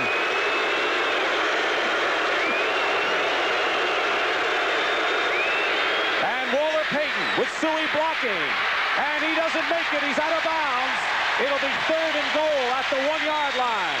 And John Anderson with superb pursuit from the linebacker spot. And it's actually going to be almost at the 2, Dick, because of the fact where the official... Now watch 59. It looked like this was going to be a big play. The Bears had the blockers out front. Anderson got tangled up, but he showed plenty of speed to get to the outside, and he forced Payton to go wide, knocked him out almost at the 2-yard line. Good play by the Packer defense. The Bears now have another shot at it. They'll probably take 2 shots at it and go for the touchdown rather than the field goal. And Armstrong has to be thinking ahead. 2 downs if the Bears don't make it now. Let's see what happens. Third and goal at the the 2. And now a timeout, I believe. No, he's saying there's too much noise. Okay. And the officials are asking for quiet, and that's pretty hard to do when you have 60,000 fans, most of them rooting for the other team. Bears have called a timeout. Oh, they have called a timeout. I'm sorry. This is very interesting that the Bears would call a timeout, use one of their precious 3 right here, although the opposite side of the coin is if they don't score now, they may never get another chance. Well, the problem is he trailed by 11. Kurt Alleman, number 60, is in the game. He's the one that likes to take a beat on that bat. In motion is Watts. And Walter Payton is in for the touchdown. Walter Payton, who has 70 rushing touchdowns in his career, gets the score, and Noah Jackson with a big block, and the Bears are back in it. It was George Cumbie that had the shot at him. 26, Matsui leading the way, throws the key block right there, and then Cumbie, 52, just got away from Noah Jackson, but he could not make the tackle. Payton high steps it in there, and that's the way it goes. The Chicago Bears on the board. We have a football game. It's 21-16, could be 21-17. Walter Payton with his 6th touchdown rushing of the season.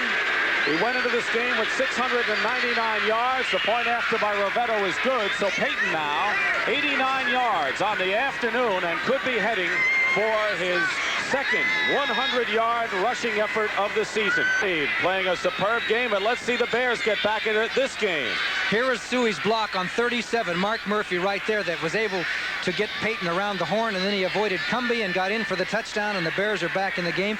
And with the way the scores are going so far today, that second wild card spot is really coming up for grabs. Tampa Bay is losing. That's right. The Rams losing. Kickoff to McCoy at the goal line. To the 21. So this is where, as Todd Bell made the tackle, as we get to 9:49, plenty of time, and you look at the Bears drive, this is where these games have always been decided on a fluke play, a break of some kind. So we're going to be looking especially for that, because that's marked a lot of the recent games between these two teams. Keep in mind, this is the 125th game of this series. First and 10 at the 22 for Green Bay. If the Packers ever needed a successful drive, this is the time. Lofton is number 80 to the right. Jefferson 83 to the left. Ellis and Huckabee are the running backs, and Kaufman the tight end, and play action for Whitehurst. And what a play defensively by Gary Campbell as he came in on Kaufman, and almost as if he had been in the Green Bay huddle, John. He smelled that screen, and he went right into the middle of it and came very close to getting an interception, and now has put the Packers into a second down long passing situation. Number 59, Gary Campbell, as the Packers go to the air on first down, and there's Campbell right in the middle of the screen, and made a heck of a play. That's it, the man from Hawaii. Well, despite the 21 points for Green Bay, the Bears' defense has been aggressive and hard-hitting the last 2 weeks. 2nd and 18 at the 14. 5-man front, penalty marker down. Ellis going off the left side for very little. Mike Hartenstein makes the stop. And the penalty will be against the Packers. So this is where the Gutty team will come on and rise to the occasion. And Gutty is the description Bart Starr. Number 68. This is where Bart Starr. Third down. Bart Starr said that Whitehurst was a gutty, gritty quarterback, and he'll have a chance to prove it. Greg Cook was guilty there. Yes, he'll have 3rd and 16. John Jefferson, how many passes has he caught as St. Louis leads Buffalo? Jefferson has none. Pittsburgh romping over Atlanta. 6 defensive backs for the Bears. 3rd and 18 at the 14. Exactly 9 minutes remaining, 4th quarter. Pressure on Whitehurst, going for Lofton, and he can't make it. He was open. Double covered, but he had beaten the coverage and just couldn't hold on. So it'll be 4th down as Whitehurst goes off. He is 11 for 30 in the ball game. Bart Starr's got to come up with something, and the Bears could get good field position, John. And there's 8:55 left in the game, so plenty of time for a well-calculated drive for Chicago. Stakowicz has had a good day. He has been hot and cold this year, the rookie from Michigan State, but he's doing good today. And the Bears are going to get good field position, most likely. Fisher, 6 yards or so below his punt return average on the year placed him second in the conference before the ball game. Fisher at the 40. His own 40. Doesn't get to midfield. Eric Torkelson alertly plays. The Packers have been outstanding covering kicks all year. That was an 8-yard return off a 46-yard punt by Stakowitz. So the Green Bay Packers now have to put the Bears win. They could be 4-7, only a game behind. Right. So it's a wide open derby in the NFC. 1st and 10 at the 49 for the Bears. What an opportunity they have now. Vince Evans under a lot of pressure, and he is sacked. No, he's not. I can't believe it. He gets away. And Evans is still on his feet and out of bounds at the 44-yard line of Green Bay. I'll tell you, he must have dug a hole. Unbelievable run by Vince Evans. Some officials would have blown the whistle on this play because they felt that the quarterback was in the grasp of the defenders. But no, Evans stayed right in there, busted a couple of tackles, then showed some speed, got away from Terry Jones. And watch this, there's going to be a miss right here by Mark Lee with a terrible attempt at a tackle. Evans goes out of bounds. Mark Lee looked weak on that one. 2nd and 5 at the 44. From the end zone replay, it didn't look like he was trapped that badly. Bashnagel, 84, toward the line.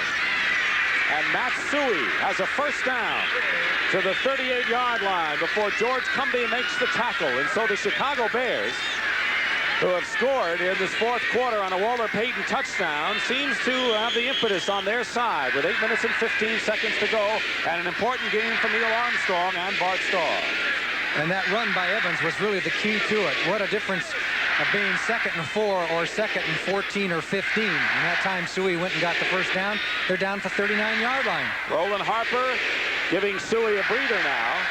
Under 8 minutes to play. 1st and 10 at the 38. Evans 11 for 23, 118 yards. Can he add to it? Oh! It's intercepted by Mark Lee. Mark Lee picks it off. And Kenny Marjoram had the ball. It bounced out, and Walter Payton makes the tackle on Mark Lee, who has his 2nd interception of the game. A break for the Green Bay Packers because the pass was right on the dime, right in Kenny Marjoram's stomach, and the ball bounced out. Mark Lee was Johnny on the spot and intercepted for the interception right there. Seemed like he might not have looked quite in time there as the ball spurted up, and Lee was very alert, took off down the field, and he almost got away there. Great move on Harper, 35 to get away, and finally he's knocked down, but the Green Bay Packers have the ball at the 35. And Mark Lee, with 2 interceptions in this half, now has 4 on the season to lead by Evans, but that really wasn't his fault. No, it wasn't. 1st and 10 at the 35 for the Packers, leading 21-17. Ellis trying to get outside, can't do it. A few of the Bears chased him out of bounds, including Al Harris, the last, and slow getting up is Greg Cook. Well, that was an important play. Ellis went running out of bounds. He knew that he wasn't going to get any yards. He'd been better off just to fall down right there before he goes out of bounds to keep the clock running, but he stopped the clock at 7:40. Final score, Denver 24, Tampa Bay 7. So Tampa Bay is 5-6. Detroit plays Dallas next, and of course Tampa Bay goes against Green Bay next Sunday. The Lions have a chance to help themselves against Dallas. 5-1-5 defense for the Bears. It's 2nd and 12 at the 33. And Harlan Huckabee can't get anywhere. He is down at the 30-yard line. So the Bears with 2 fine defensive plays. Otis Wilson on that one, and Gary Fensick as well, and Plank. And now it'll be 3rd down and pressure on Whitehurst. And there's a case where the blitz works against a running play. That time Plank got through there, forced the jam up, and Otis Wilson hit him high. Plank 46 hit him. I should say Otis Wilson hit him low and Plank hit him high, and the blitz worked against the run. All right, Todd Bell and Jeff Fisher are in now. 6 defensive backs, a 4-1-6 alignment for the Bears at 3rd and 10. They are not blitzing on this play, apparently. And here they come. Whitehurst looking downfield, out of bounds. He was going for James Lofton, but defending on the play were Todd Bell and Reuben Henderson, 2 rookies. Don't forget, most of the country, or most of you will be seeing following this game, the battle between the Dallas Cowboys and the Detroit Lions. And the Cowboys have run off 4 impressive victories against tough foes. And let's see what the Lions could do against them as Sims and Dorsett, the big matchup of great running backs. We should mention that game won't be here in Green Bay because of the blackout situation. You're seeing the Bears and Packers here at home. Stockowitz to punt.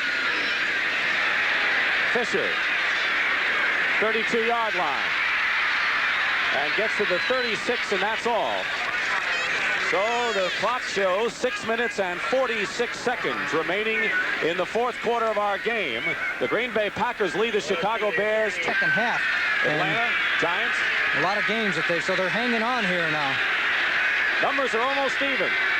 Packers by 4, 1st and 10 at the 36. Marjoram in motion. Play action for Vince Evans. And Mike Butler gets to it. Mike Butler gets to Vince Evans.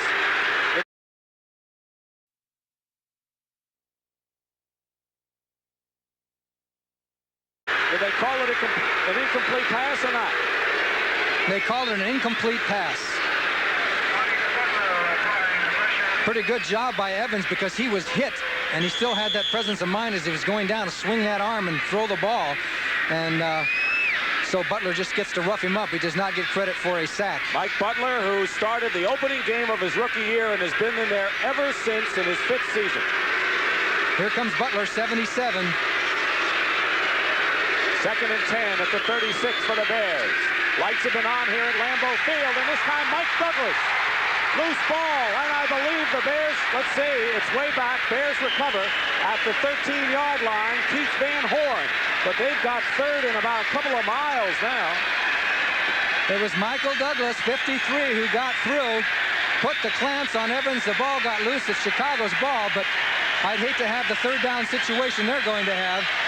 Here comes 53, stripped the ball loose. The Packers almost had it. Butler dropped the ball, and the Bears linemen finally fall on the ball. But Chicago will have about a 3rd and 35.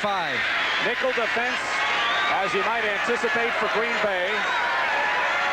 Evans and Douglas, by the way, played together at Los Angeles Community College.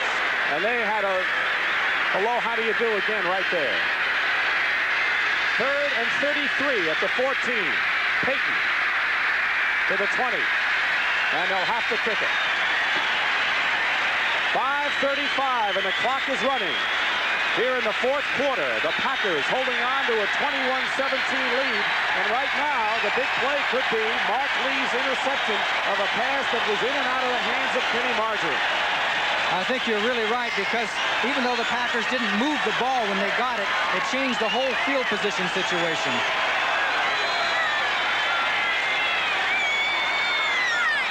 Parsons will kick. He's been brilliant this afternoon. Mark Lee is back there. And with Ron Cassidy. And it takes a Green Bay bounce and hits a Bear player at the 45-yard line. Hit Roland Harper at the 35. So the Packers not only have the lead, in which the Bears need a touchdown, not a field goal, they got the time on their side and good field position. Well, don't forget, next week, CBS Sports Saturday brings you more great championship boxing action as the WBC Lightweight Championship is at stake. Alexis Arguello, 72-4, makes his 17th consecutive championship appearance, and he's fresh from that KO over Boom Boom Mancini. He defends his title against Roberto Elizondo, who is an outstanding body puncher. Be ringside next week, 3:30 Central. 1st and 10, 46-yard line. Pitch back to Ellis. Option pass. And Ellis's toss is incomplete. And I tell you, he went back about 15 yards to throw that one. Well, I don't know if I wanted to keep control of the ball, whether I'd ask my running back to throw a pass downfield like that, but that's football. The Bears had an inopportune time. As you look at those gentlemen without their shirts on, number 32, no, number 37, Mark Murphy. If Mark Murphy looks like that, he shouldn't be on the football field. But anyway, the Bears' pass blocking broke down at a very inopportune time. 2 straight sacks there. and that put him in big trouble. Now let's see if the Packers control the ball. 2nd and 10 at the 46. By the way, Ellis had connected on a pass to Kaufman earlier in the year, and here's Harlan Huckleby. He gets to the 40-yard line before he's tackled by Jim Osborne, and it'll be now 3rd and 4. 3rd and 4 for the Packers as the clock runs 4.5 minutes to play, 4th quarter.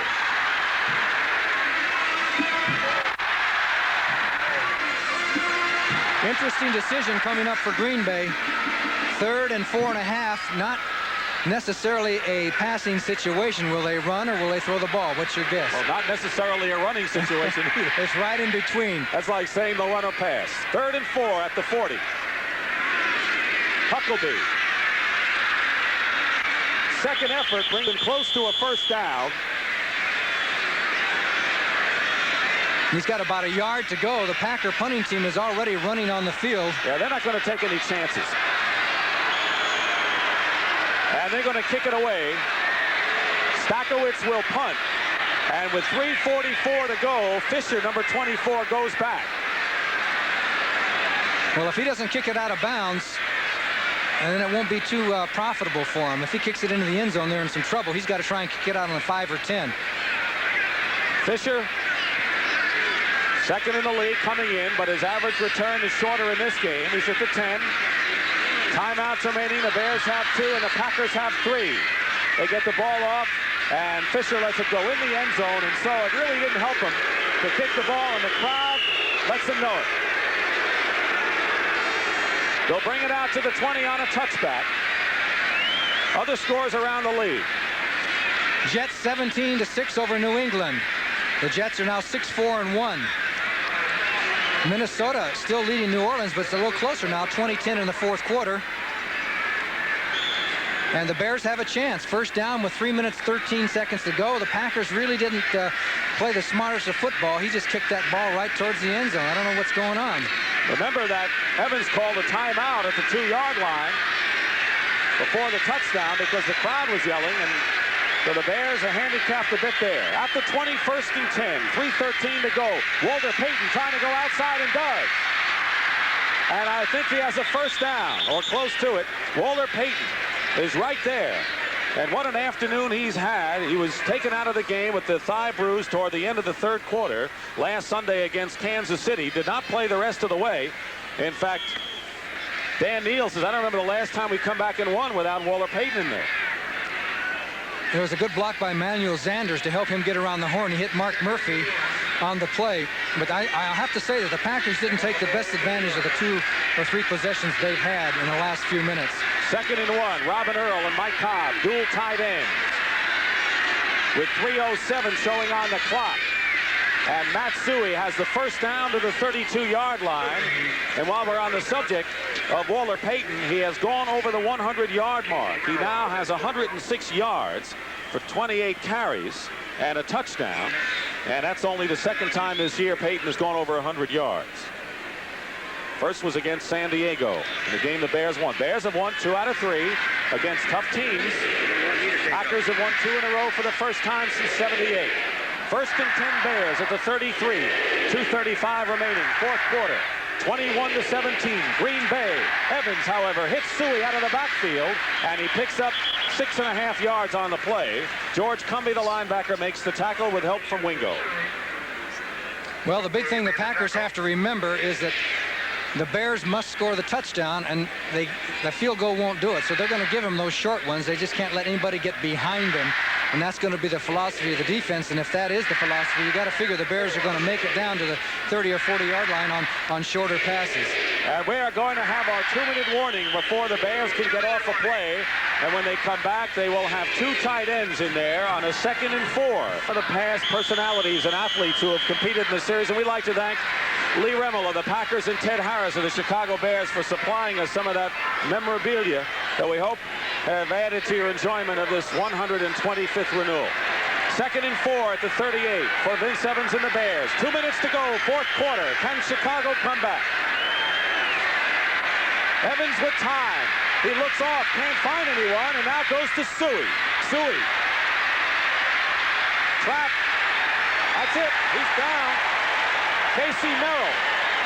Evans couldn't find a receiver, and when he found Suey had nowhere to go. So the Bears are into a hurry-up situation on a 3rd down. Tough spot with 3rd and 9. Johnny at the 34 with a minute and a half to go. And Ezra Johnson got Evans, and it's an incomplete pass and 4th down. And I got a question for you. Do you use one of your timeouts there? Because you may not get many chances. It might have been a good idea just to get themselves regrouped. Ezra Johnson got through there. They didn't have the big, only had a 3-man rush. And all of a sudden, the Packer defensive line has really come alive. 3 men beating 5 men. There's 3 men blocking on 1 Terry Jones. Here comes Ezra Johnson from the backside. He hits Vince Evans, and the Bears now have a 4th down situation. The ball game is right on the line on this play. They went to the line without calling a timeout on 3rd and 9. They may not even need those 2 timeouts if they don't get a 1st down here. All right, 4th and 9 for the Bears. Evans up the middle, overthrown, and the Packers take over on down. And listen to the crowd.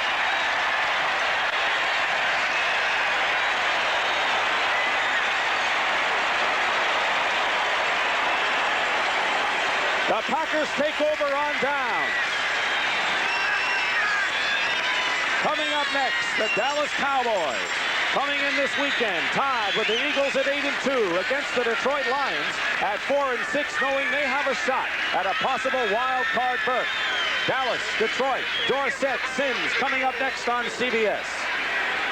So the Green Bay Packers will be 5-6, winning their 3rd game in a row. It's been a long time since Bart Starr has been able to win 3 games in a row. And the Packers going to have to learn to win on the road because they have only 1 more home game after this one. Gary Ellis at the 31-yard line, and the Bears use one of their 2 remaining timeouts with 1:14 showing. Well, that 3rd down situation was very critical as to whether they should have called a timeout to regroup, because they had 2 timeouts left, and it would have put them right down to the last play. And sometimes you have a tendency, a team will save timeouts too long, and there was a case, and you were right, they should have regrouped and got themselves situated. Look at that game. St. Louis over Buffalo 24-0. The Jets now move into 2nd place and are challenging Miami, who were losing. The Jets defeated New England 17-6. Pittsburgh over Atlanta 34-20. So the Jets are now 6-4-1. Buffalo 6-5. And if Miami loses Oakland, it's 7-3. And the Jets are 1 game behind Miami. But right here, Bart Starr has to feel good. Neil Armstrong a bit frustrated. And I think a lot of people will be talking about the failure of the Bears to call a timeout and instead rushing a 3rd and 9. Not to take anything away from the Packers, because they have played a marvelous football game today. 2nd and 7 at the 31, 1:14 to go. Bears have 1 timeout remaining. Harlan Huckleby, who's been a star today, has a 1st down at the 20. Huckleby, 3 touchdowns. I can't believe Huckleby running through that line, carrying that ball in 1 arm. In this kind of a situation, that's unbelievable. Somebody knocked that ball loose. I said 3. Huckleby has scored 2 touchdowns today. Whitehurst has thrown for 3. If I were the Packers, excuse me, Dick, if I were the Packers, I wouldn't even bother handing off to anybody now, would you? Nope. Whitehurst had just hit the deck with 40 seconds to go. 1st down, Packers. Close throughout, not much scoring in the 2nd half. Huckleby still driving. And the Bears may be using their last timeout. The Bears have called a timeout. Well, what a renewal, this rivalry in which the Packers are going to win. The executive producer of NFL football is Terry O'Neill. The senior producer, Charles H. Milton III. Today's game was produced by Jim Silman and directed by Andy Kindle. So the Packers, as Johnny mentioned, will go to 5-6. The Bears at 3-8. Bears will host the Lions next week, while the Packers go to Tampa Bay. Do you realize that if the New York Giants lose, the Packers will be tied for the wild card, the 2nd wild card spot? CBS bringing you the best in football. Delirious fans at Lambeau Field. And this should be the last play of the game, and Whitehurst just keeps it himself. Watch the crowd and the Packers. Look how elated they are as Green Bay beats Chicago.